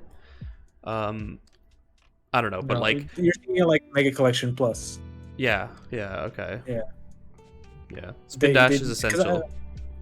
Yeah. The first one doesn't have it, but yeah, very sad. That's okay. It's still a great game. I've only of the 2D Sonic games, I've only played the first two, which I really like. They're both very good games. But I think the second one might be my favorite out of the 2D ones. Yeah. Or the original 2D ones. The overall 2D ones, my favorite is Sonic Rush for the DS, because I spent hours upon hours in that one. Never played it, but so good. Dude, also I'm super into Sonic lore, dude. Like I had a whole kick about watching videos with like Sonic lore, especially like as controversial it is. A lot of the shit going on in 06 is super cool to me. Like I think Silver's such a fucking badass character. Like the gameplay of Sonic 06 sucks. I've played one level and I can't even consider it playing because it was just so buggy. Yeah. But like the story of the game is pretty good, in my opinion. Yeah. I think people are also turned off by like the strange, uncanny art style for like the humans and the way they interact with like the more the animal characters. But like that happens. Of course, the graphics are so much worse, but that technically also happens in a Sonic Adventure. Yeah, because there's like normal humans. They're polygons. Like they're fucking blobs. Yeah. Yeah, but there's still like humans double the size of Sonic, like interacting with them. Yeah. So it's not like Sonic 06 invented that. Yeah, I think it is the detail in the character face, but that's more or less Sonic. So by the way, I kind of organized this in terms of, like the first category. No, I forget how I organized it. Anyways, this middle category signifies like my PC gamer era, which started in 2016 and is currently ongoing. And the two biggest games I got into in 2016 were Rust and PUBG. Rust is, as many have described it, grown-up Minecraft with the most toxic community on the internet. And that's true. I don't know, like I just had so much fun. Like this is a game that I could only play with friends, and I was working at McDonald's at the time, and two people I met there were also into like online gaming, and so like we would just play this shit for fucking hours and hours and hours, and it was fun. I don't know, I just like building, I like raiding other people, like the PvP. It's fun. I don't know, Rust. I have not played it in a very long time, but I look back on it quite fondly. Same with PUBG. Like when that shit dropped, that shit was crazy. Like there was just nothing else like it in terms of the gunplay, the way you'd build your guns like that, the way the actual guns worked. It was very unique. But just going back to it now, like the movement absolutely holds this game back.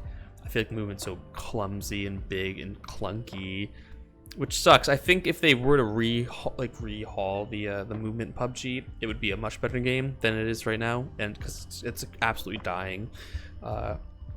People like the gunplay, but the movement is just holding it back. You have these massive fucking maps. You're running around, you can't find anyone. You're moving slow as fuck. I don't know, but I nonetheless have very fond memories playing this when it like first came out, and yeah, I don't know. That's really all I have to say with those. I'm a sucker for like battle royales. Like I was kind of there since the trend started. I don't really like them too much. I've played PUBG and I've played Fortnite. I like my experience with PUBG more than Fortnite actually. I like both. My problem with Fortnite, my problem with the games that I suck.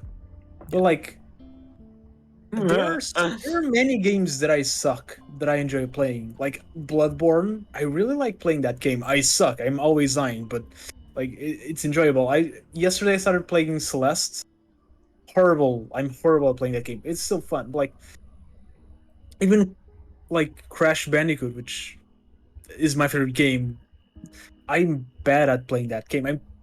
I'm better than I am at playing most of the other games, but I'm still really bad at playing that game. But I love it. But with Fortnite, like I spend like 5 minutes on a loading screen, drop, and I die in 2 seconds. It's frustrating because I have to wait a lot more to get into the game to just die right after, and then I wait more. And it's not fun. It's not a fun experience.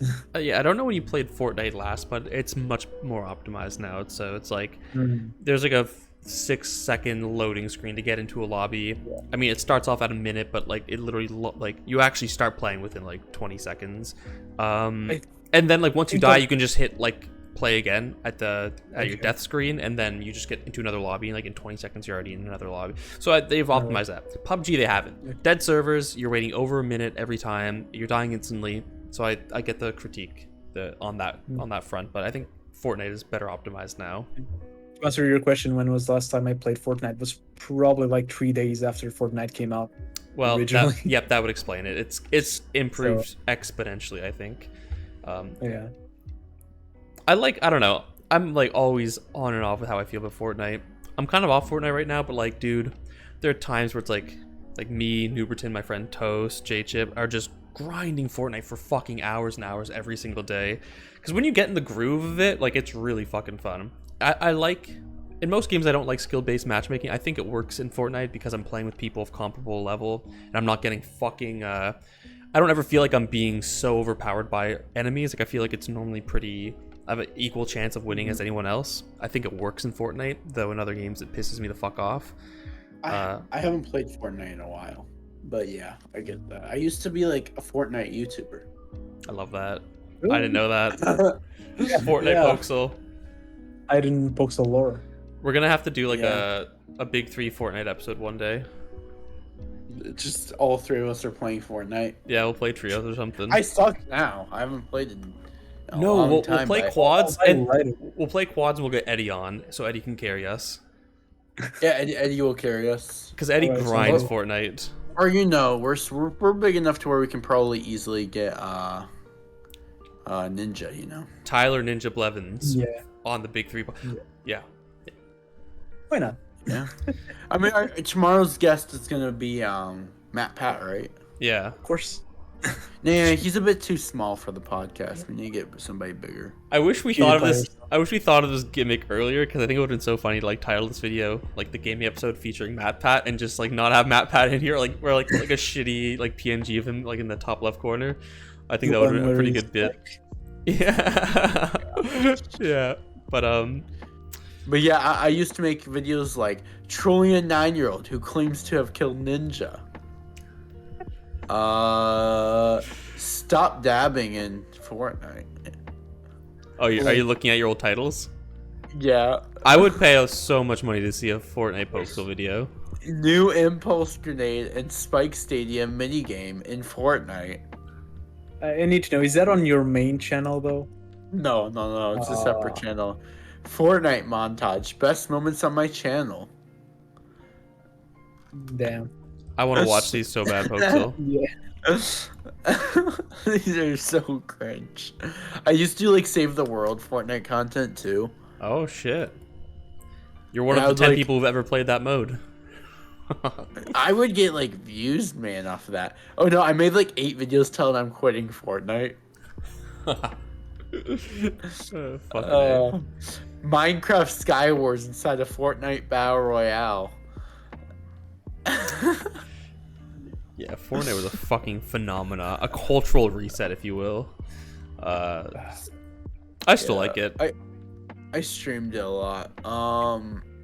Dumb Fortnite scammer tries to scam me out of my account.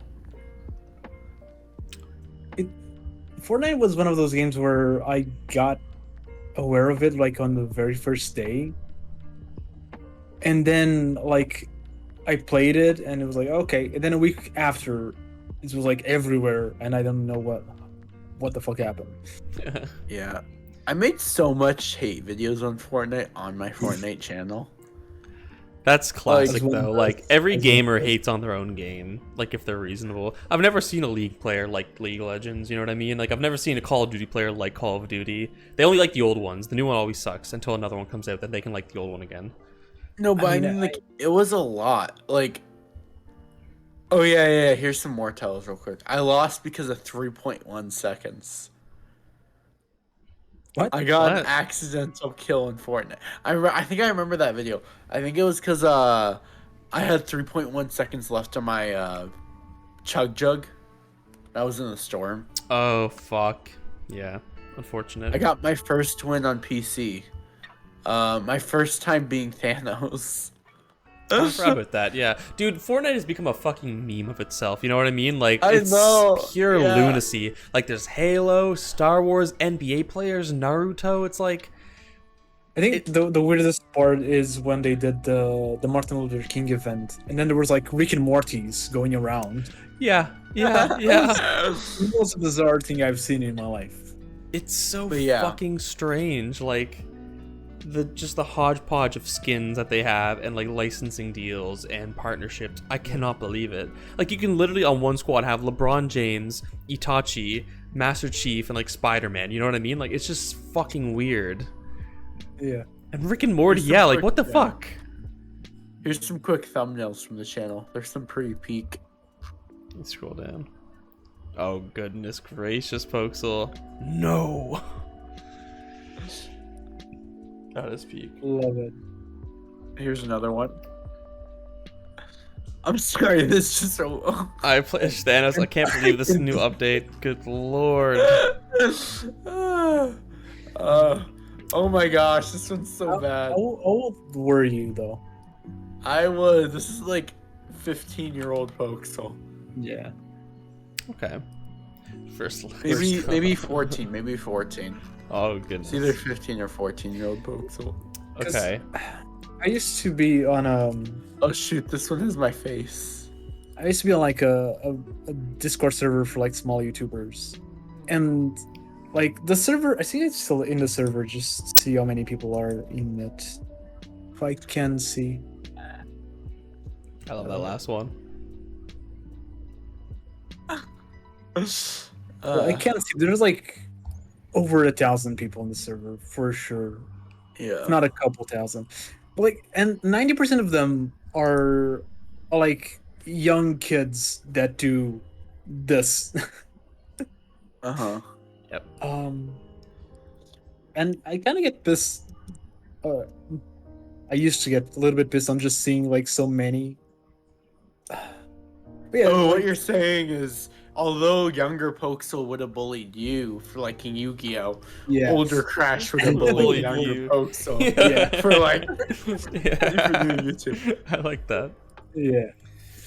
My first anime video was actually on this channel too, and I just saw it. I love the thumbnail. Or season. Oh good lord. I love it. I literally like was so bad at editing. There's a scene in Overlord season 3 where a character basically says, "I have sex with woman," and then I edited like iDub saying "I'm gay" over that. I thought I was like the smartest guy ever. Oh fuck! Bring me back, dog. All right. Let's get this convo. Let's get this going. The final entry in my kind of gaming PC era is Modern Warfare 2019, plus Warzone, I guess. I was never like a COD kid growing up. Like I had never played COD on console. I still can't play COD on console. I'm so bad with the controller. Okay.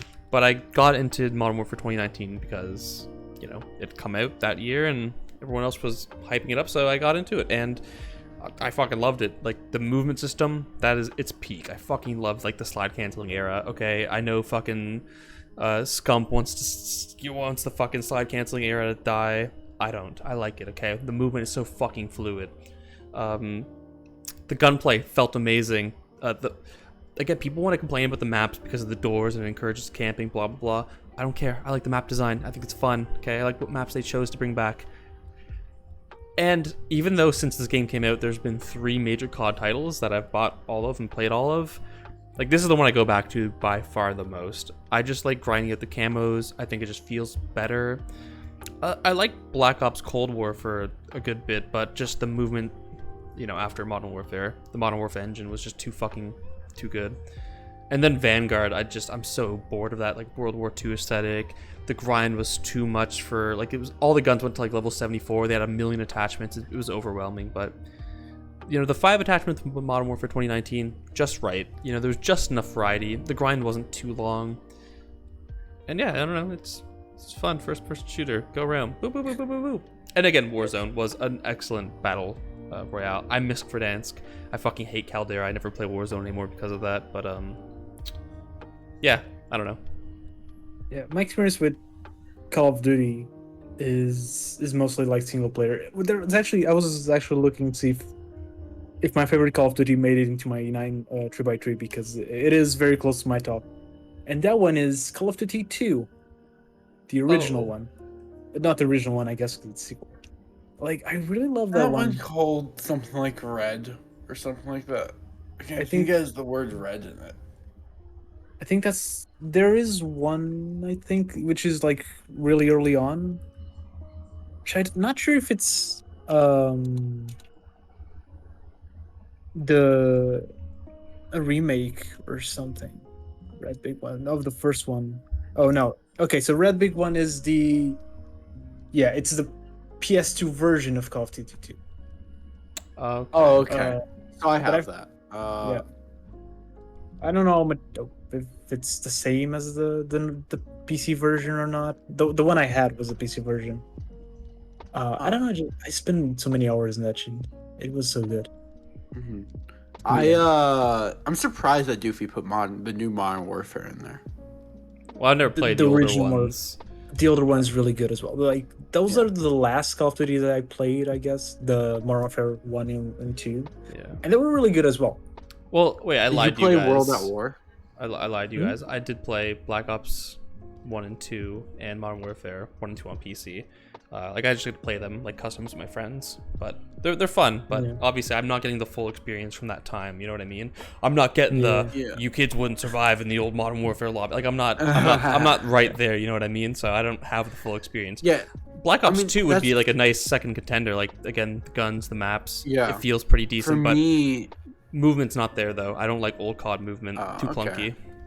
That's fair. For me, BO2 like beats the new Modern Warfare out of the water with my experience in games. But like even then, my favorite Call of Duty game is like really old. It's World at War. It's like the 4th or the 5th game in the franchise. It's like World at War is the game that introduces zombies. Yeah. It's not the 4th one is Modern Warfare. Mm-hmm. So it might be the 5th one. Yeah, I think it's the. Yeah. World at War. Yeah, I think it is. All I know is it's the first zombie, the first game that introduces zombies. I haven't played that one actually. I guess for me, I have 456.3 hours in Call of Duty World at War. I just checked because I was curious. Close to my 9 minutes in Super Bernie World. But anyway, Call of Duty World at War. I guess it's like the zombies. I never really played much of the new Modern Warfare game. I just don't like Call of Duty, like the new CODs anymore for myself. So yeah. I like to say that I don't really care, but I haven't played a single Call of Duty that I didn't like. Even like recently, I got World War II, and that was pretty fun. So I haven't played a single Call of Duty game that I didn't enjoy, even if I haven't. No, played I many. agree. I agree with like Crash for myself as well. Like I still enjoy the newer ones. It's just I don't like them enough to buy them. If that makes sense. Yeah. What I like to do is like play like a podcast, not a podcast, but like a longer form video in the background, and just like play like Call of Duty on top of that. Because like in terms of shooters, like I didn't put Valorant on here because I'd have to talk about Valorant, and that's not something I want to do. But that's realistically something that I probably like more than Modern Warfare, just in terms of like playing with my friends and like really strategizing and being tactical about how you play and whatnot. But like you can't play that and listen to something in the background because like you have to be so actively like doing things. Call of Duty, it's like turn brain off, run around, shoot people, and then like unlock camos. That's fun to me. You can't do that same thing with Valorant. No, that's fair. Yeah. But I do want to say before we move out of Call of Duty, my Call of Duty multiplayer memories of Call of Duty 2 are my favorite ones. Well, I guess my favorite. Because we didn't have internet, so we used to go to like a coffee shop, like a cyber cafe, after school, like after middle school, and we went, like me and a bunch of friends, and we would pay €1 an hour and would just play Call of Duty all in the same room. It was super fun. Yeah. And then there was always the one weird dude from our town was right beside us masturbating to porn. Or not actually masturbating, just looking at porn. He wasn't masturbating, because if he did that, would be kicked out of the place. So he was just watching porn, like near a bunch of middle schoolers playing Call of Duty 2. And we didn't care because it was normal. Is this another porn reference?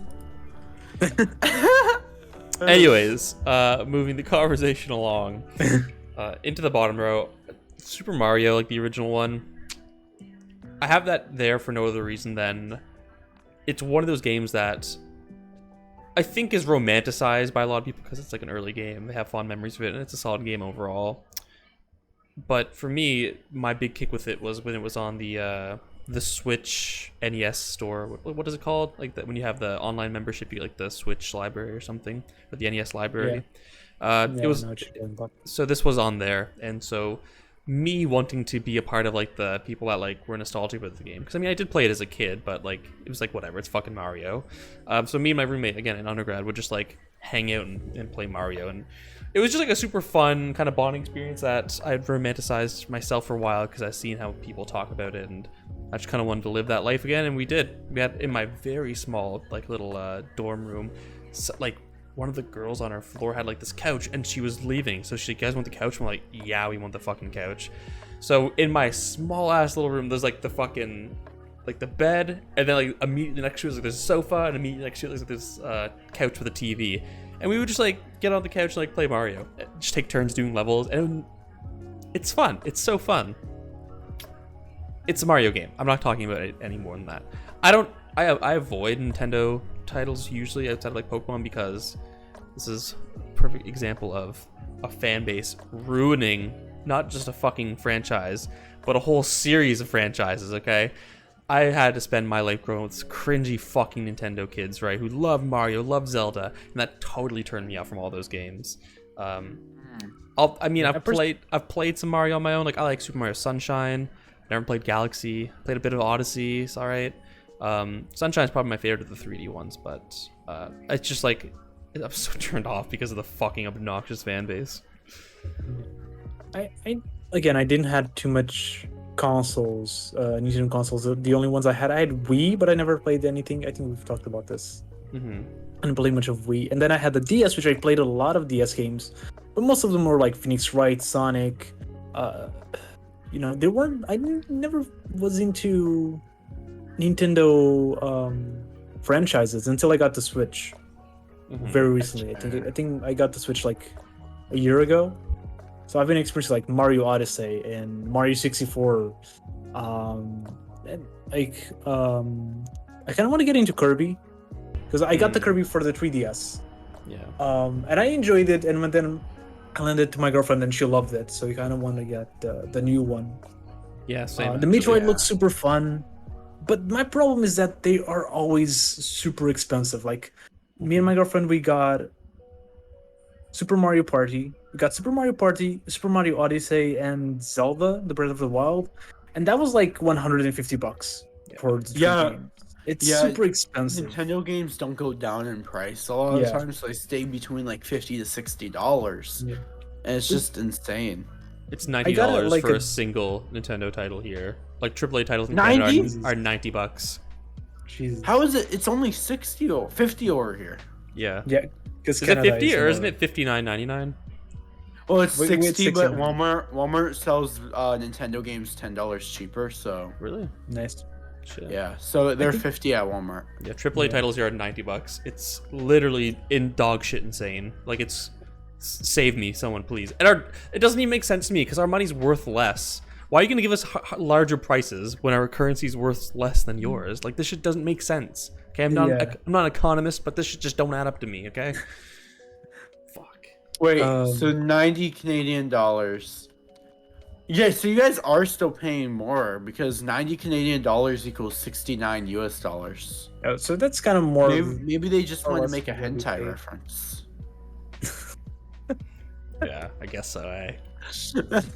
Very hidden.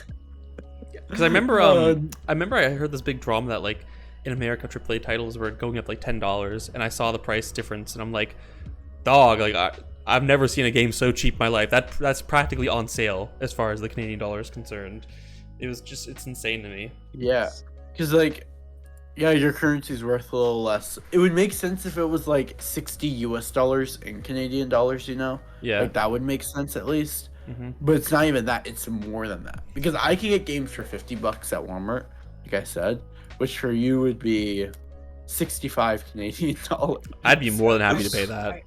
I do gotta say, the only games that I've paid that were the ones that I just mentioned, and I think Arceus, which Arceus really because I didn't like it. It was like the first game I've paid like $60 to not like. Yeah. And that was a bummer. Because generally, most of my games, I have like tons and tons and tons of games. Most of them, I pay like $5. Yeah. It is cheap. Like I think I remember when I bought Undertale, that was the most expensive game that I bought. Because I bought it on release date and it was $15. That was expensive to me. To now have like 60, and at least the PS1, the PS games, they go down on price. Generally, I wait, or I get them on Plus or something like that. With the Switch, you can't if you want to play. I want to play Advance Wars. I'm probably gonna have to spend $60 when it comes for a remake of a game that I've played on the Game Boy like 10 or 15 years ago, and it's gonna be $60 for sure. I'm gonna pay it, but at least that one I know I'm gonna enjoy. Yeah, Switch games are the only. Like I don't have any of the consoles, relevant consoles other than the Switch. So, and I'm not even much of a console gamer. Like I bought Shining Diamond, I think is what it's called, or Shining Pearl. I think I bought. I have a Switch, but I've lost like 5 of my 7 Switch games, and that to me is like insane because that's like $200. Yeah. That's almost an entire Switch, and I can't find them everywhere. I have searched everywhere for them. It's because I put them in a tiny pack, which I regret. I wish I just kept them in the cases. Yep. Yeah, that's what I do. But to the left of Mario, MegaMan, the original. I quite like number 1. It's 11 sucks. MegaMan 11 sucks. I've honestly only played the first 2, but it's just one of those things where again I was never like, there were a handful of like classic games that I had played when I was younger. Mega Man wasn't one of them, and I kind of wanted to have that experience as well. And so me and my girlfriend used to play it because I had the GameCube collection, and we would just play like Mega Man 1 together, and it was super fun. You know, it's just something for us to do together. I wouldn't have been able to play without her. There's so many parts of the game where I was like, I just can't beat it. And then she would just take the controller, and after a bit, she'd kind of figure it out for me, and I'm like, thank you. But does this have multiplayer, or not really? I don't know. We kind of just pass the controller back and forth between different levels. Yeah, gotcha. In the same way that like isn't that how like the original Mario had multiplayer too? Like when one person Yeah. died, the next life would go to the second controller. I mean, it's nice, Yeah. but I mean, it's easier to just pass the one controller around. Yeah, Mega Man. I don't know. I quite like the lore of Rockman. You know, I used to watch Mega Man. There was like an anime. I don't remember what it was called. I don't. Looked cool. Rockman. Yeah, anyways, Mega Man. And then my last game here is called The Convenience Store. It's a indie horror game that is just oozing with an amazing atmosphere. It's very simple, but I think the real meat of the game is in its atmosphere. You know, you're just walking to a convenience store and you do it a few times, and then eventually just subtly little creepy things start to add up. And it's not one of the games that has to get you by jump scares. It's just something that just freaks the fuck out of you by slowly building up creepy little details. I'm in love with the art style. I bought all of this developer's games because I think they're all so brilliant. I have a lot. I've been watching Jacksepticeye playing them essentially. He's going one by one. Yeah, they're brilliant. Yeah, I'm really enjoying at least watching the gameplay at like dinner time at night with my girlfriend. Mm-hmm. It's fun. It is. Yeah, I mean, if you want like a nice cheap video game to just give a whirl that's horror based, I would pick this one. Yeah. I've never heard of it. Yeah, I don't know. It's great. It's definitely on the smaller side of things. I think it's indie. Yeah, it's indie. Yeah. But that's my 3x3. I mean, there's definitely other games I could have had on here. Like I said, Valorant would have been probably a better choice than some of these, but I think this is pretty representative of my gaming taste. Yeah. Okay, so Mr. Crash. I'm gonna put it here. Let me find it first. He's a bigger gamer than all of us combined. I used to be. I like gaming. I don't Crash. see League. Crash is just Five Nights at Freddy's 1, Five Nights at Freddy's 2, Five Nights at Freddy's 3, and then League of Legends. Yeah. Oh yeah, baby! Smackdown versus Raw. Let's go. I'm I gonna actually have a quick question. Why Deltarune instead of Undertale? Okay, so let's start by there. I love Undertale. Undertale is like one of my favorite games. I decided to put one by franchise. Otherwise, I'm not sure if Undertale and Deltarune will be here, or the other franchises above will kick them out. But I just like the story of Deltarune so much more, and the characters. Like, I only ever played the first like trial chapter when I came out of Deltarune, so I think that is the best chapter. The second chapter is also really, really good. And it's getting me excited for the rest of the game. But the first chapter for me is by itself is better than Undertale. Just the story, the growth of the characters throughout it. It's just, I don't know. I was so much more invested. And it's not saying that I wasn't invested in Undertale. I was super invested in Undertale. It's one of my favorite games as well. And I really love the way that Undertale does the mechanic of mercy and saving the genocide, and the way that it plays with the expectations of a video game. And also you can see it here, but Doki Doki Literature Club as well, since I didn't put it on my 3x3, but it's I was considering putting it, especially because I just got the Plus edition recently, and I've been replaying it. Those are like two games I really like the way that they grab the expectations of a video game and then they just play with you essentially. And I love how Undertale does that. But Deltarune, I think this just overall as a more solid experience, because it is the author saying, look, I've done what I wanted to do with Undertale. Now I want to tell my own story, like without multiple paths, without super secrets, just this one story of these three characters going around, and it just told so marvelously. I think it's one of my favorite stories in video game. So fair. Yeah. So moving, I think we're gonna start above, because I'm probably gonna get super tired at the bottom row. We're all gonna get super tired bottom row. So we're gonna start with my favorite games. We're making good pacing so far, though. It's an hour 45, which is still. That is true. This is shorter than our longer ones, but longer than our shorter ones. Yeah. You mean our only short episode? Yeah, but I'm saying that now, but in like a year when we have a lot more shorter ones, that sentence is gonna make more sense. Yeah. So yeah, starting with the obvious one, Crash Bandicoot. I'm Crash. This is Crash. This is Crash. This is Crash. Is that the inspiration for your entire channel? Yeah, not just my channel, like my name in pretty much every social media has been for a long time Crash something or something Crash. So You're gonna hate me. I've only ever played one level of a Crash game in my life. do you know at least what Crash game it was? I own it actually on the PS2. It's like I think it's Crash 2 or 3. I could be wrong. Let me go check. Because Crash 2 is not on the PS2. I played like part of the first one, maybe part of the third one. I don't remember. The first one, the PS1 version or the remake? Oh, PS1 version. I haven't played any of the remakes. I think the remake of the first. I think the remakes because the one I have here. Oh, so he has a PS1. Oh, nice. I've only ever played one level of it. Do all of them have that yellow guy with the big head in it? Mm-hmm. They do. Okay. The Neocortex. Yeah. Which also have a figure of him somewhere. Why do you love Crash so much? Crash Bandicoot. What's the appeal for you? I need to know. Is it better than One Piece? Is it? I think like it's different because one is a like a manga. And the other is a Oh video yeah, game. sure. One's different. Oh, okay. He's fucking if weaseling out of this one. Is it better than One Piece? You Yes get or no? one thing: One Piece or Crash Bandicoot. What is it? Damn it! The other one gets destroyed, but the other one stays forever, and you have to make a choice or else both die. Yeah. If I may have to go with Crash in that situation. Fucking go! Fucking go! Huge.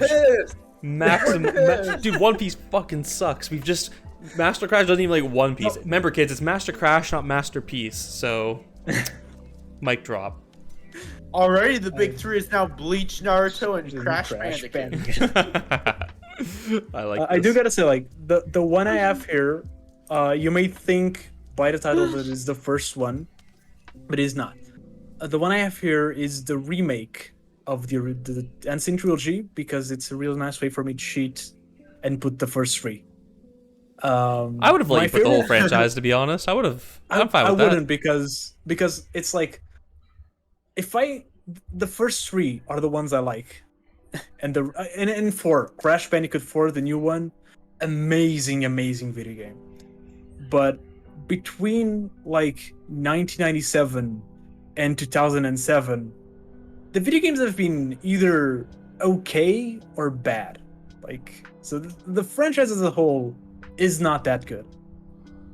The original 3 are really good. I actually would say like the first one is really clunky. The first 2, the second and third one are really good. Third one is my favorite. Then the remake is amazing. The racing games, the original and the remake, are also pretty good. And then Crash Bandicoot 4 is also amazing. But other than that, I can deal without the others. Didn't you not just list like 90% of Crash games?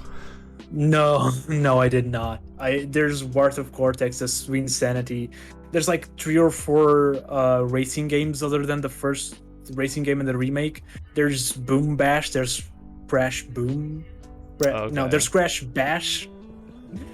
There's of course the whole era that essentially killed Crash, which was the PS3 era of Crash games, where they decided to just make something different but still call it Crash.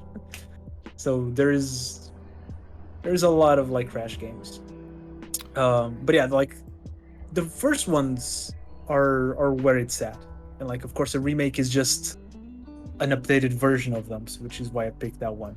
Mm-hmm. And also because once you play the remake, you don't need to go back to the other ones. Again, it's exactly the same, but better graphics. And then the first one, they get rid of all the clunkiness of the first one. So it's the only version that I can play. The first one is with the remake. And I've played like the remake. I bought it twice. but I bought it on my PS for 2 years, no, probably like 3 years ago, and I finished the game I think like 3 times, like 100% all the 3 games, and I'm currently like doing the same. I haven't stopped. I stopped when Crash 4 came out, and then I eventually got tired of Crash 4 because I cannot complete it, and then I'm restarting Crash Insane Trilogy, and it's just like a fun game because it's made to replay, because you play the game, you finish the game, but now you have to play it and do the time trials and be fast, or you have to catch all the crates and everything. So it's made for replayability, which means that you can play it over and over and over and over again. But yeah, as to answer like the question as to why this is my favorite game, why I have such a big connection, like it's my first game, essentially. Like I've played other games, but Crash Bandicoot 3 was like the first game I owned, I guess. So automatically, you and Crash are one. Yeah, I am Crash. Hey, fair enough, brother. You are Crash. Like yes, you identify as Crash so much that I say Crash Bandicoot. My pronouns sucks. are Crash. You'll be sad. Yeah. No, your pronouns are Crash / Bandicoot. Yeah. Yeah. You're right. But yeah, just and I gotta say, I love the other thing that I love the remake is that I don't think anybody cared about Crash Bandicoot before the remake for the longest time. You had like the PS1 era, and then because all the other games weren't good, it was kind of forgotten. So like the fact that I have like Crash figures and like a Crash crate over there that you can kind of see, and a Crash hat and Crash shirts and everything are things that I bought like the past couple of years because the remake made Crash popular again, made Crash good again. So suddenly there was a bunch of stuff that I could just buy and use, and I it kind of feels like I'm jumping on the bandwagon, but it's just like a thing that I've always loved my entire life. So yeah, that is Crash Bandicoot. Yeah. So beside that is what I consider to be technically like the best, like my favorite game. If we remove the nostalgia that I have for Crash, I guess. Mm-hmm. Silent Hill 2 is the best game and the best story. It's like this one is another that I could put like the first 3 games in here. They're especially like the second and the third one are really, really good. And it's like I always loved horror. We've talked about movies. We've talked about like the manga, anime, and everything. You know, I love horror by this point. Horror Crash. Like, there is no other horror that I enjoy as much as Silent Hill. With like, it's not an exception. With almost the other game that is on this 9x9 or 3x3, I mean, which is The Suffering, which we'll talk about at the end. Like the atmosphere of Silent Hill, the way that the monsters and the creatures and the aesthetic just kind of is connected to the characters and the lore and everything. The way just like terrifying is so good. And I haven't played Silent Hill in so long that I've been feeling like withdrawal, I guess, from Silent Hill. I've been desperately trying. I bought like the PS Plus, like the new one that comes with classic games, because I was pretty sure that they would have the Silent Hill remastered trilogy, which is 2, 3, and 4, because most of the games that are in that pack are the ones that are on the PS, were on the PS now. But it doesn't have it, so I didn't waste because I've been playing the games. But I spent $120 essentially to play Silent Hill, and Silent Hill wasn't there. So I'm kind of like hoping they put it eventually, because I really, really need to go back to Silent Hill 2. And like the story, I don't know if you guys have played it or know the story or anything like it. Haven't even. Wait, did the games come first or the movies? The games. Okay. The movies, like the first movie is an adaptation of the first game, and then the second movie is an adaptation of the third game. Okay, yeah, this is Actually, Konami, none of right?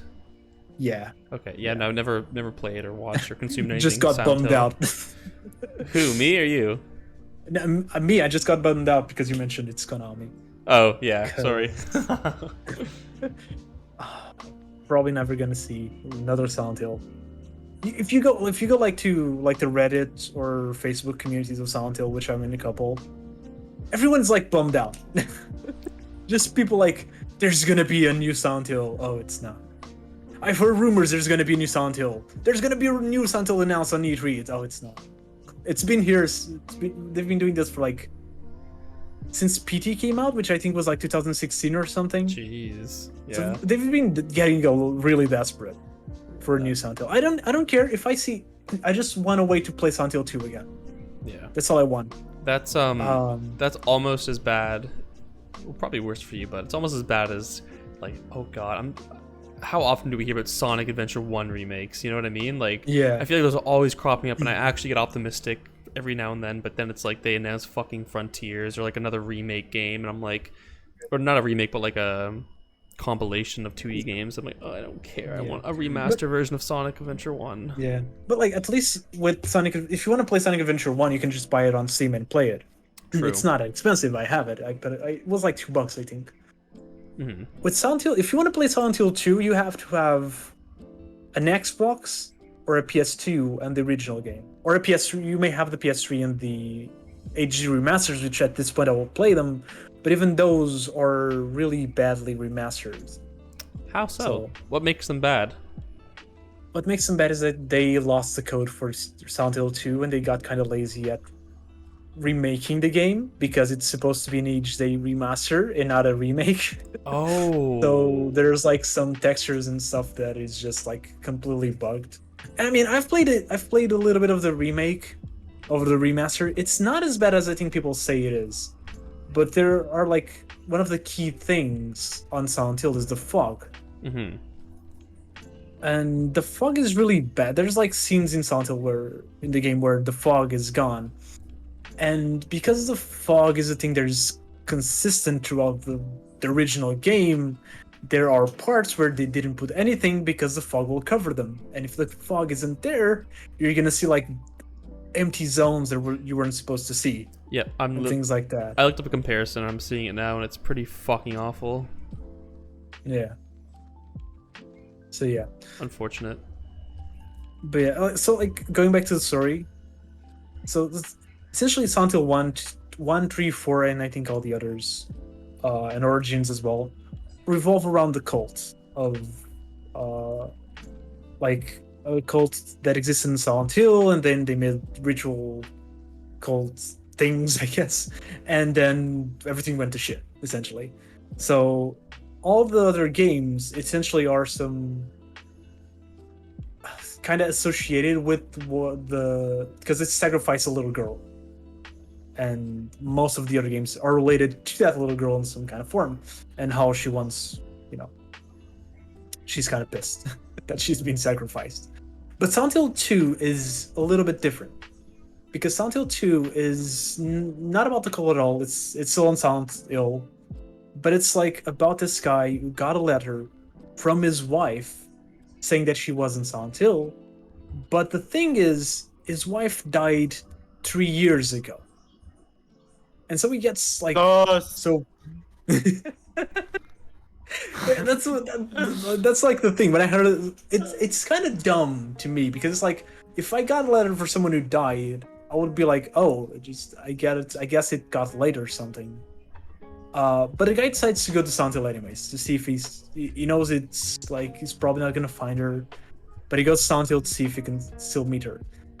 And then he meets a bunch of characters, but one of the characters he meets that is really important is a character that's called Maria, and his wife is called Mary. But the other weird thing is that Maria looks exactly like Mary, but behaves completely different.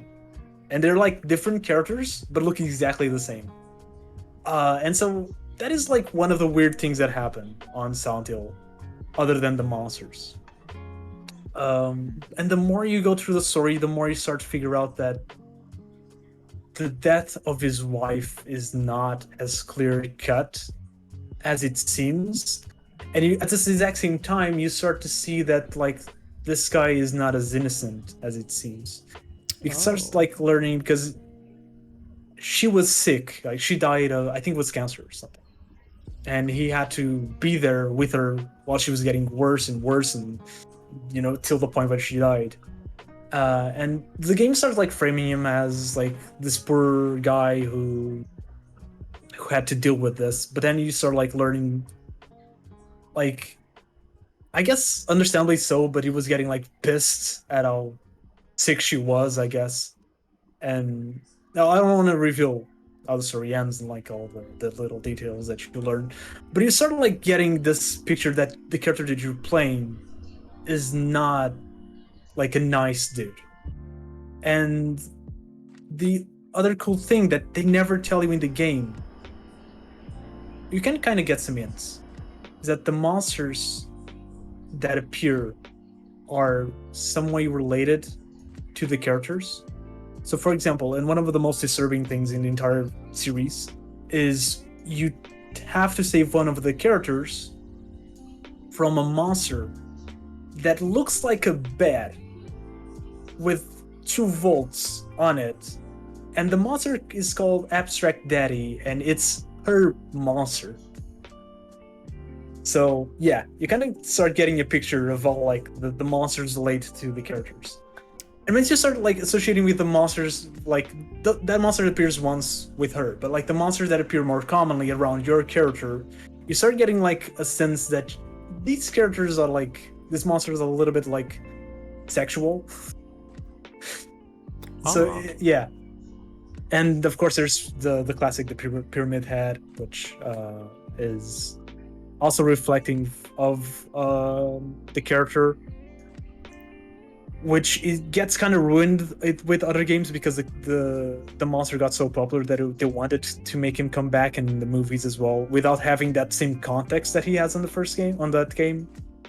But yeah, that game is disturbing in all the best ways, and it's like one of those games where once it's done, you still think of it for so long. And the ending, because you don't like read the full letter, that when the game starts, you read a little bit of the letter that he gets, but at the end of the game, you read the entire thing, or like it's read by Mary, I guess. And I just went to I started crying. It is it's like really depressing. But yeah. Do you think you could like play it through an emulator online, or? I guess I could. I'm just just curious now. Like I think you've done a good job selling me on this game. I'm kind of interested now. Yeah, it's what, like, in terms of story, it's my favorite story. It's like, I don't know, like the kind of guys who are like, oh, Berserk is really sad and depressing, that's why I love it. That's me with Silent Hill, especially because I played it when I was like in high school. Mm-hmm. And like one of my friends has the game.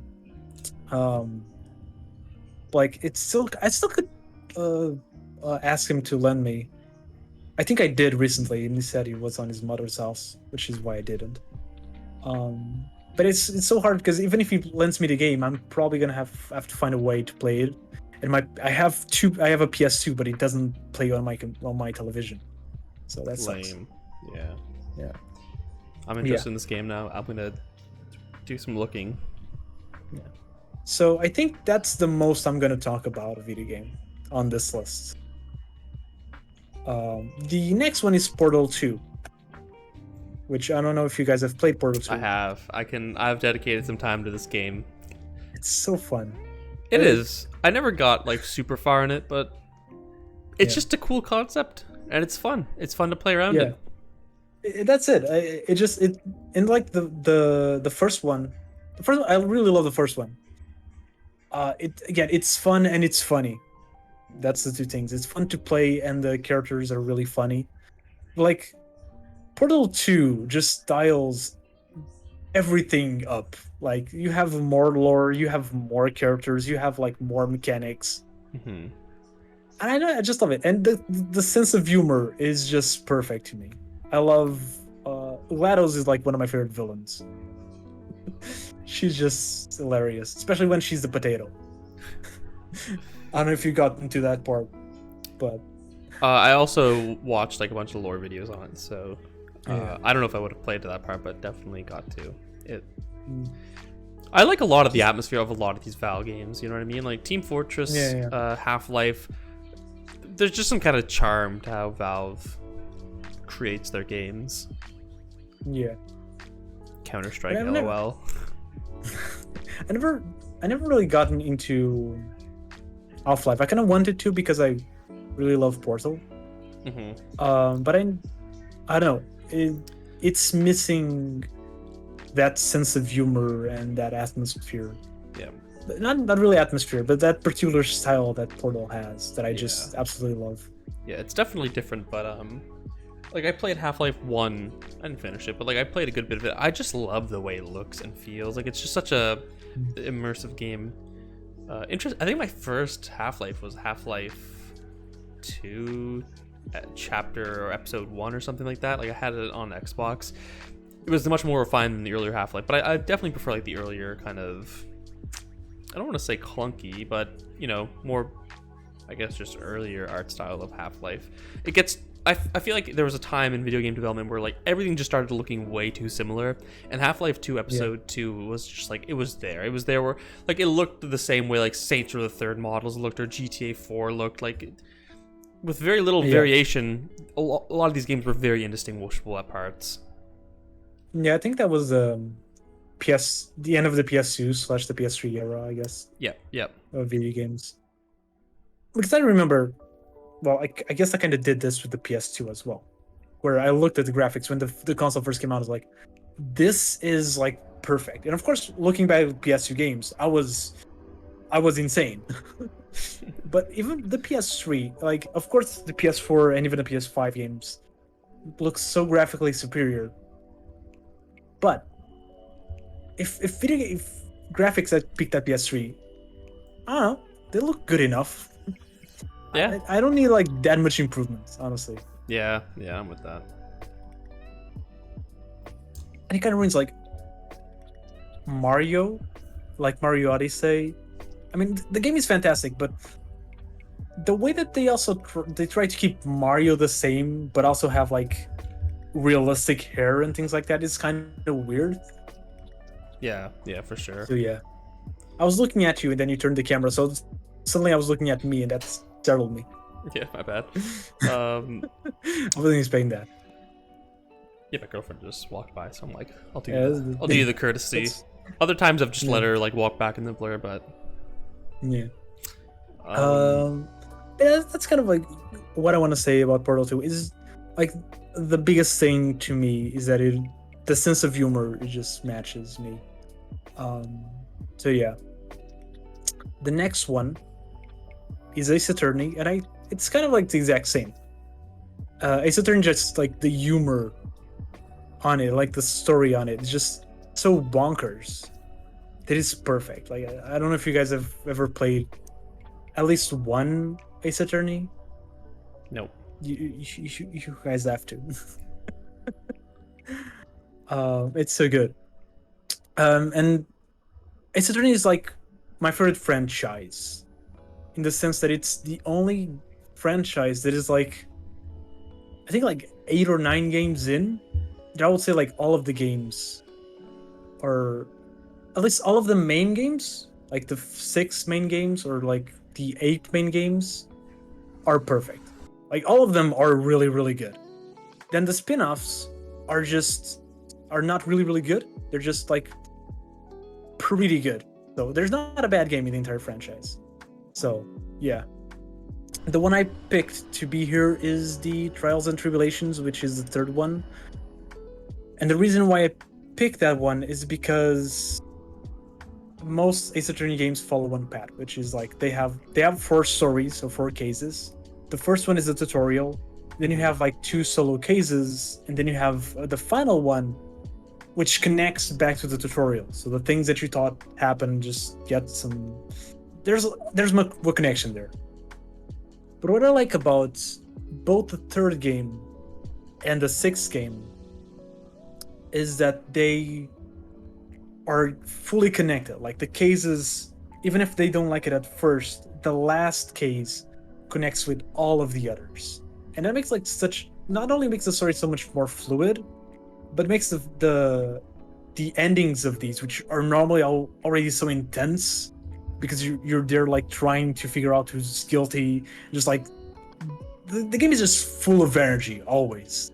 So the endings of these cases are always like so energetic, but when it's one that connects everything, it's perfect. It's like some of the most hyped moments you're gonna have like playing a video game.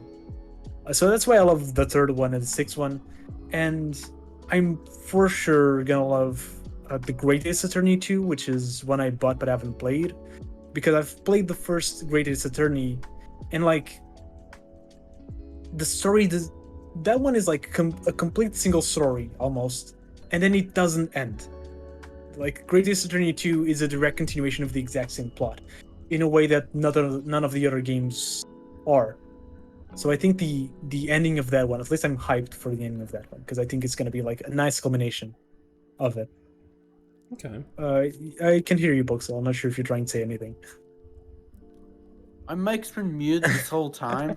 Sorry. I said stuff about Portal, and I said stuff about Ace Attorney. I didn't hear anything about Portal. Okay, Portal, I said I really like that game. It's very fun. The strategicness of it is very difficult, and it's like a puzzle game. Really great. And Ace Attorney, I said I've never played an Ace Attorney game in my life, but the meme is hilarious.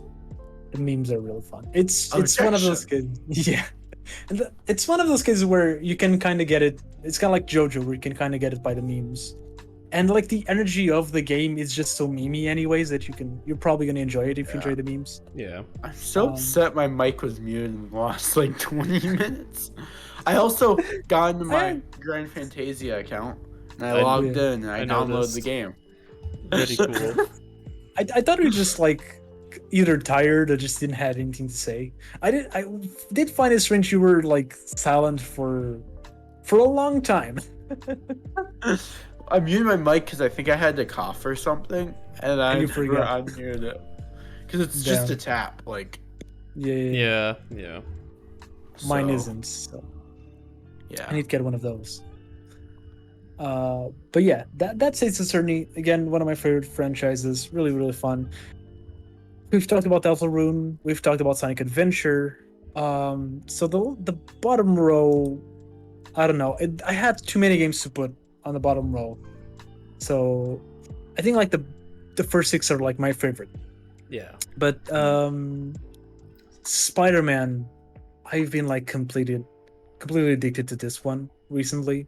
It's like one of my recent Miles Morales is also really, really cool, but it's really short, the story, and I wasn't invested in the story the same way I was in the original Spider-Man. I think the gameplay innovations of Miles Morales are better. So as a gameplay, technically, it is. I would put it above, but I don't know. Overall, still like the first one more. And the thing that I like about both of these games is honestly just traversing the city. If you ever played a little bit of Spider-Man, just like walking from point A to point B is one of the coolest experiences. It's like if you watch any review of Spider-Man of this one, they will say the exact same thing, which is you feel like you're Spider-Man. And that is exactly it. The way that you can jump and swing, and it's just like one of the most fluid experiences in video games. It's like so good. Even if you don't like play the game, or if you don't want to care about the story or the fighting gameplay or anything, just grab the game, play for like 10 minutes, just running around the map, and it's gonna be fun.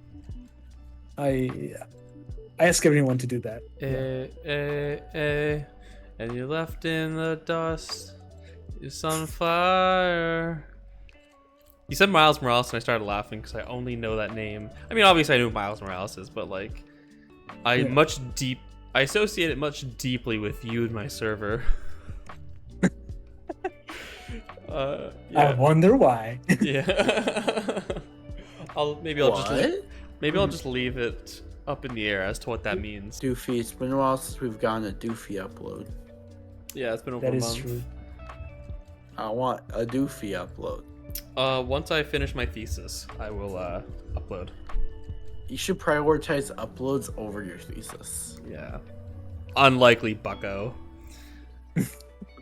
It's more important. What's gonna get you further in life? A video about anime or a thesis about stuff?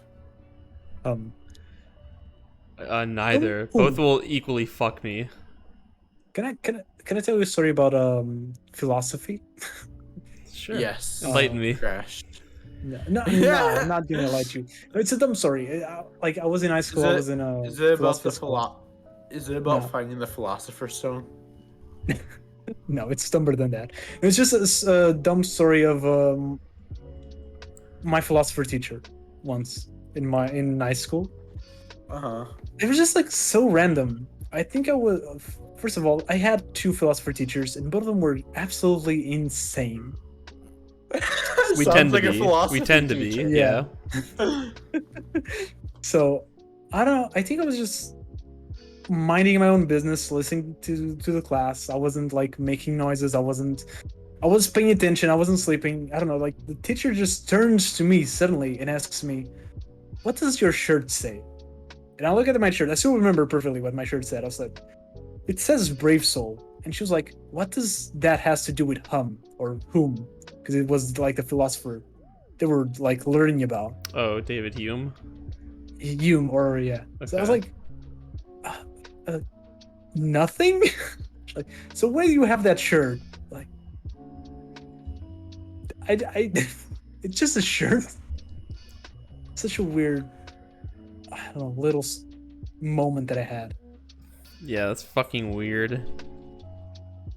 I think the meme is that for Hume, there's no soul. There's not even like a sense of self.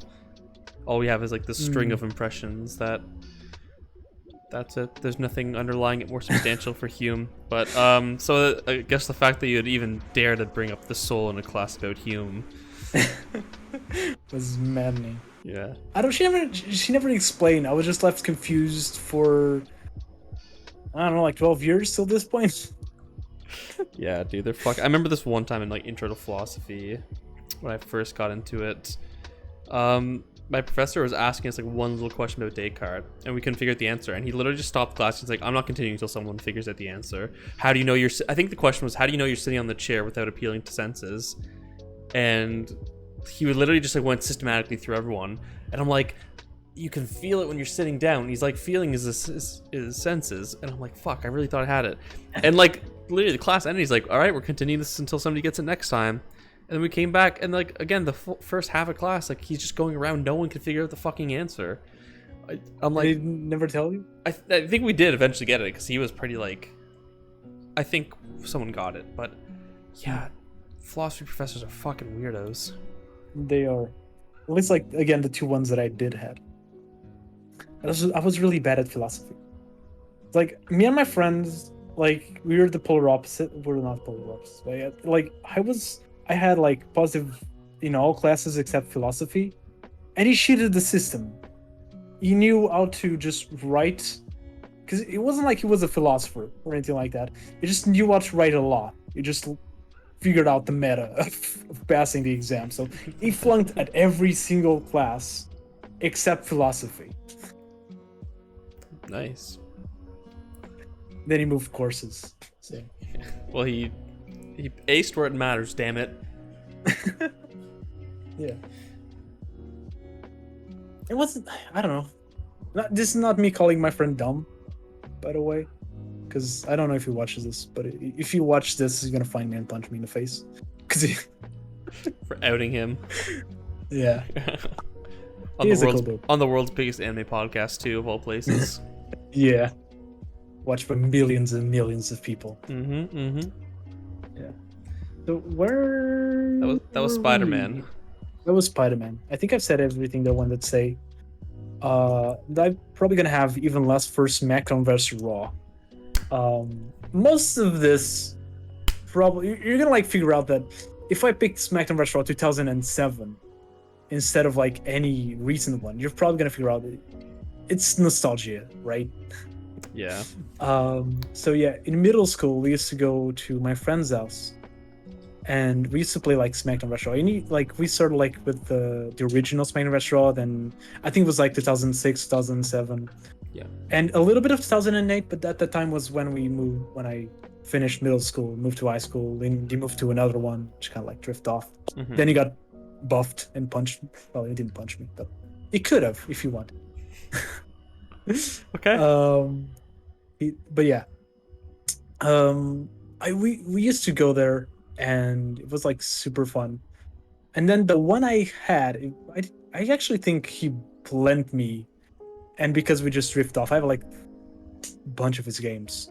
Nice. I think Smackdown Retro 2007 was one of them, and then eventually I bought my own version. I think I've had over the years like 3 different versions You of Smackdown. scored off of it. Out of the friendship, you're the one that scored when it ended. Yeah, because I don't think he had anything from me. Unless I don't he think did. he had. He had your life savings. I didn't had many life savings back then, so you could have them. You added him to your bank account so you can just withdraw money as he pleases. Yeah. You forgot to remove him. Yeah, damn. You're muted, Doofy. Why is I everyone know. muted? No, I know. This is intentional. I'm playing into the muting lore of the podcast. There's a whole other world outside of this microphone.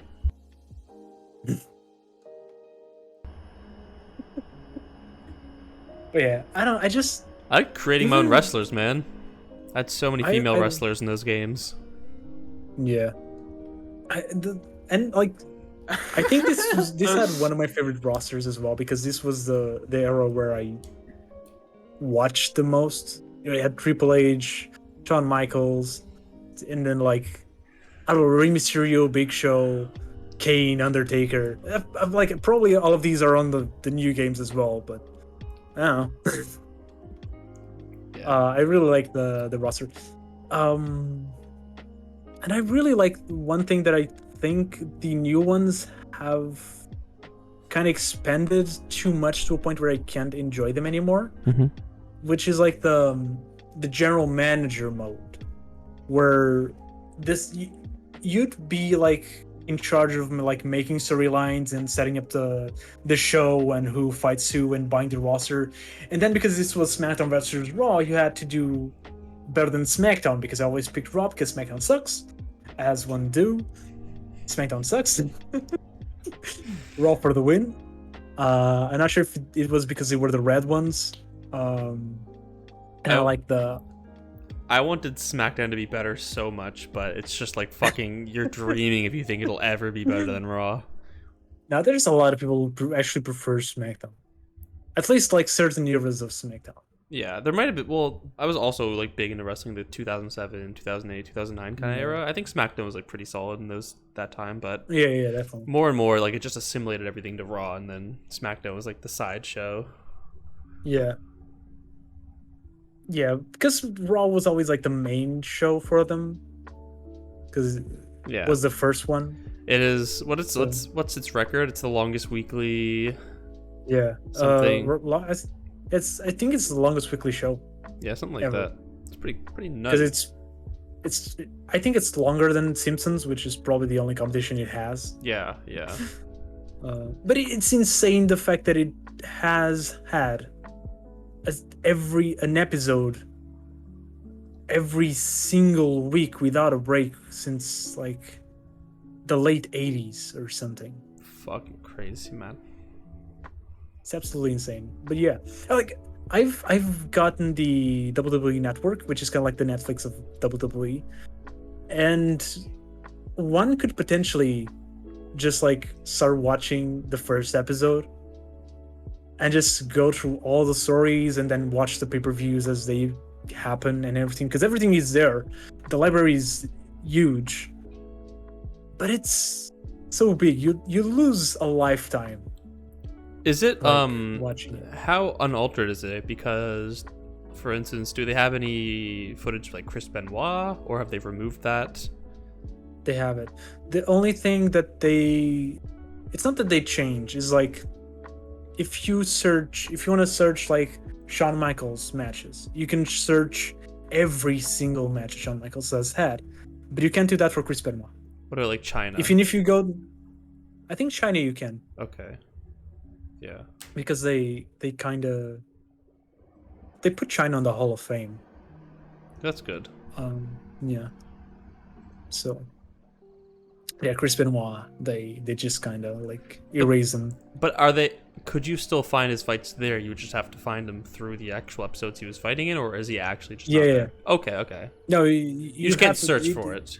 Yeah, it's like when you get into a show, they have chapters for the matches. So if you want to jump to a certain match, you can. But the Chris Benoit matches are not noted in the chapters, so you can't search for them. You have to just watch the show, and he'll be there. Okay, fair enough. Yeah. So if you know exactly, if you like Google it, you'll find it. So. Okay. Yeah. Well, that's Smash Bros. 2007, I guess. It's still like I've played. I have 2012, 2016, and 2018, and 2008. I guess those are the ones that I got after 2007. But I still like overall. I still prefer 2007, and compared to like, I think the one that people consider the best is No Mercy, which is a really, really good game for the Nintendo 64. Probably my favorite Nintendo 64 game. But it's still not as good as 2007, in my opinion. And you just fucking No, I was a part of the lore also. Now you can do that. You can just like accidentally mute yourself. It's not accidental, baby. We're gonna record an episode where I'm just talking and both of you are muted the entire Yeah, and then the first person to guess what we say the most will win 50 V-Bucks.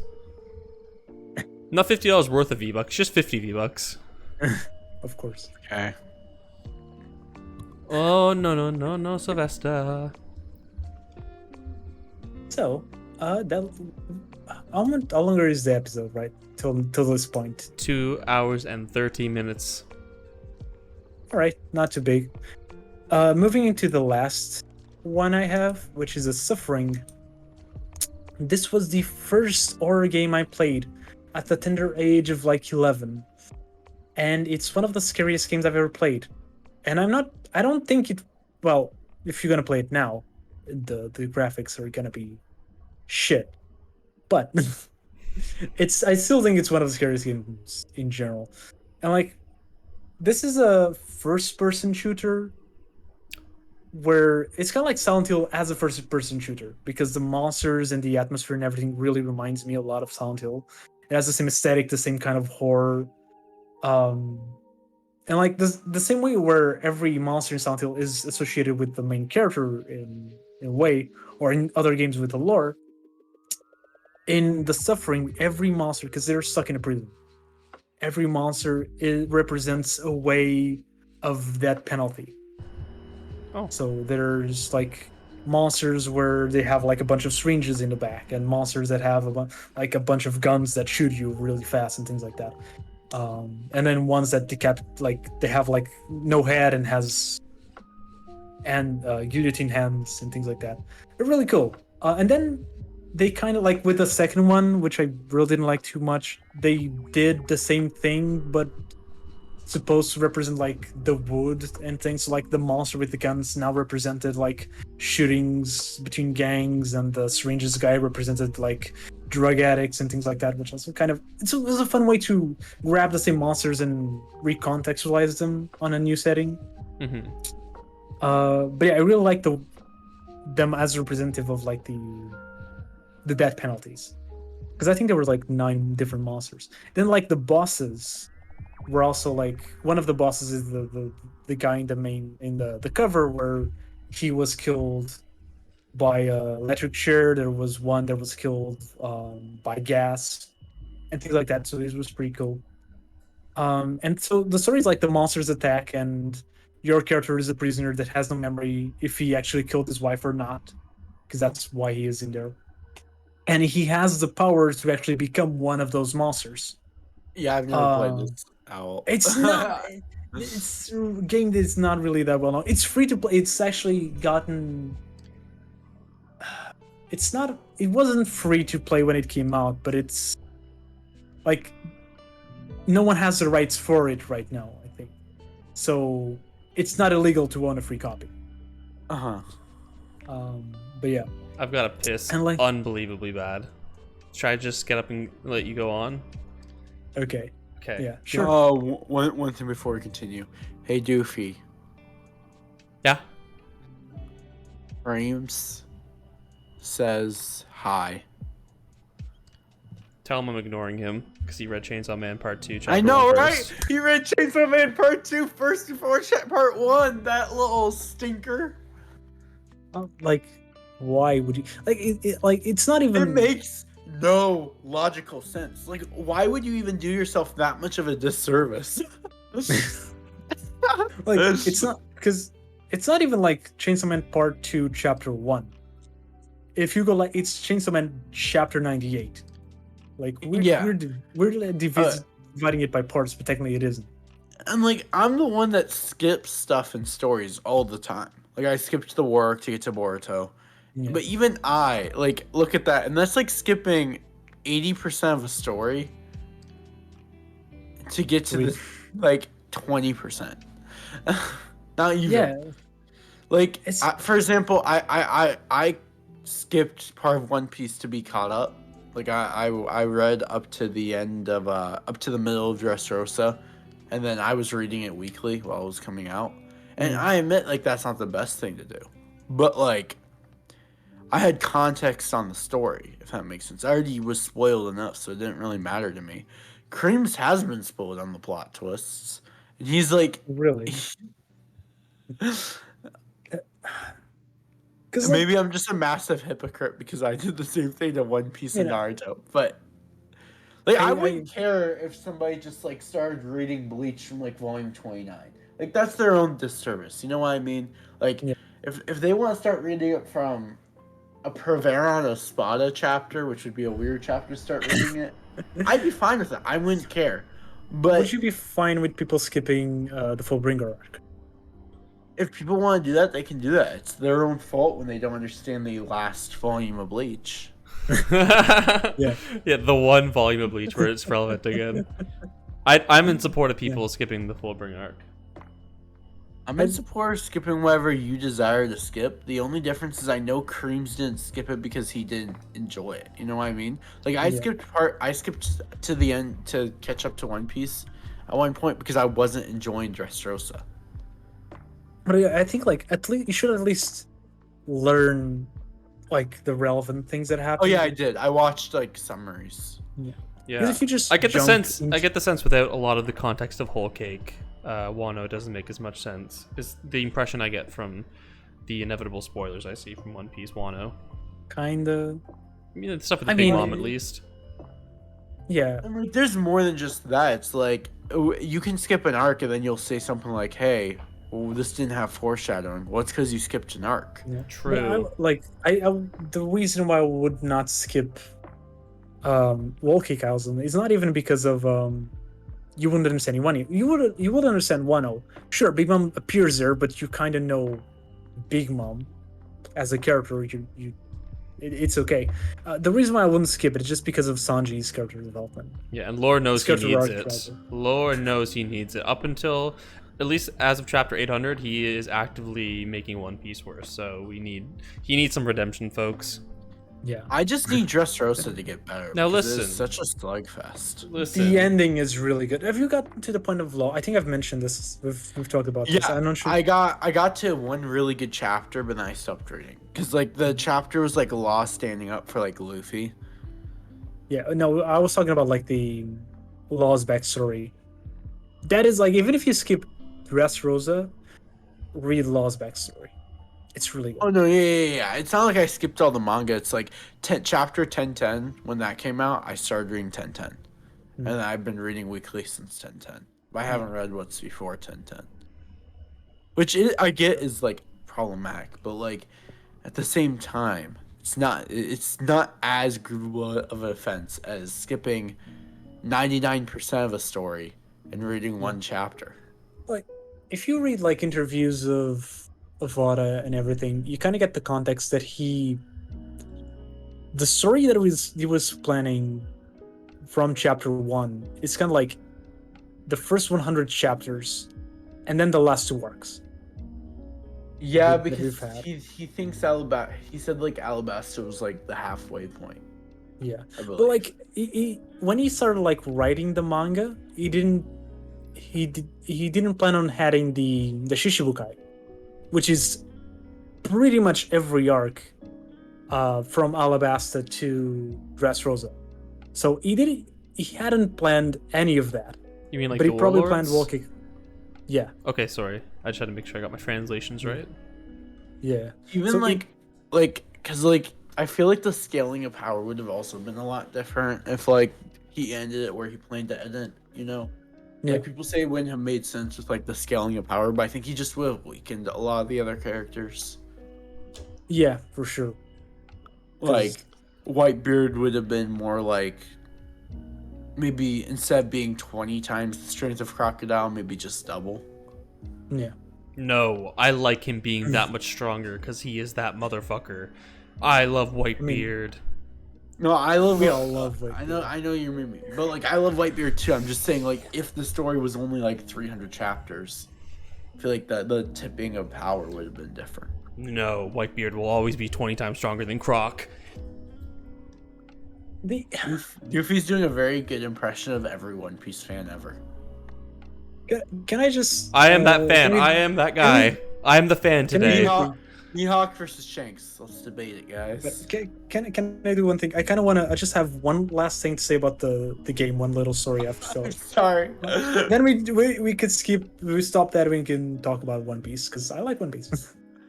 But yeah, I just wanted to like. You're right. One Piece trash. Let's How talk about dare the you?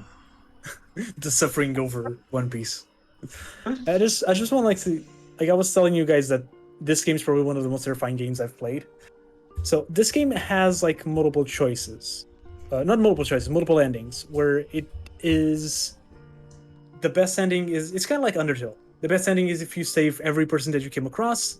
Bad ending is if you kill every person you came across, and then you have a neutral if you kill some, or if you let them die, I guess, and not the others. And I tried to save every single character that I came across, not because I wanted the good ending, but because I was scared shitless and I wanted an NPC beside me, so I wouldn't feel so lonely. Real shit. Yeah. Yeah, it's a really That good game. reminds me of like playing State of Decay, always asking like an NPC to be with me because I was scared I was gonna die without an NPC. Yeah. It's like Because there's zombies in that game that would like jump on you and like paralyze you, and if you had an NPC, they could just knock those zombies off. nice. Like the characters weren't even useful because they couldn't kill the monsters, and you had like a power up where you could just kill everything, and if you could accidentally, which has happened a bunch, where I would accidentally kill the person just trying to kill everything with the power up. So the person was pretty useless, but I was lonely, man. You needed the power of friendship, just like Luffy. Yeah. And you know the worst part of that game is that if you got stuck in a part where you killed every enemy and you didn't know how to move forward because you didn't know where to go or you're missing part of a puzzle, they started flashing those like those things that they showed like the blobs that you have to figure out what it is or say what you think it is. You need your Nakama. Yeah. They started like flashing those images, like when in Fallout they show you like the personality tests. It's like they start like flashing those things out in front of you suddenly, like with noises. And to 11-year-old, that was freaking scary. So yeah. You know what else is That scary? was the suffering. Me. You know what's even more scarier? Yeah. How Whitebeard's 20 times stronger than Crocodile. You want to know what's even scarier than that? Not having your Nakama? Yeah. No, he's nuts. Got him.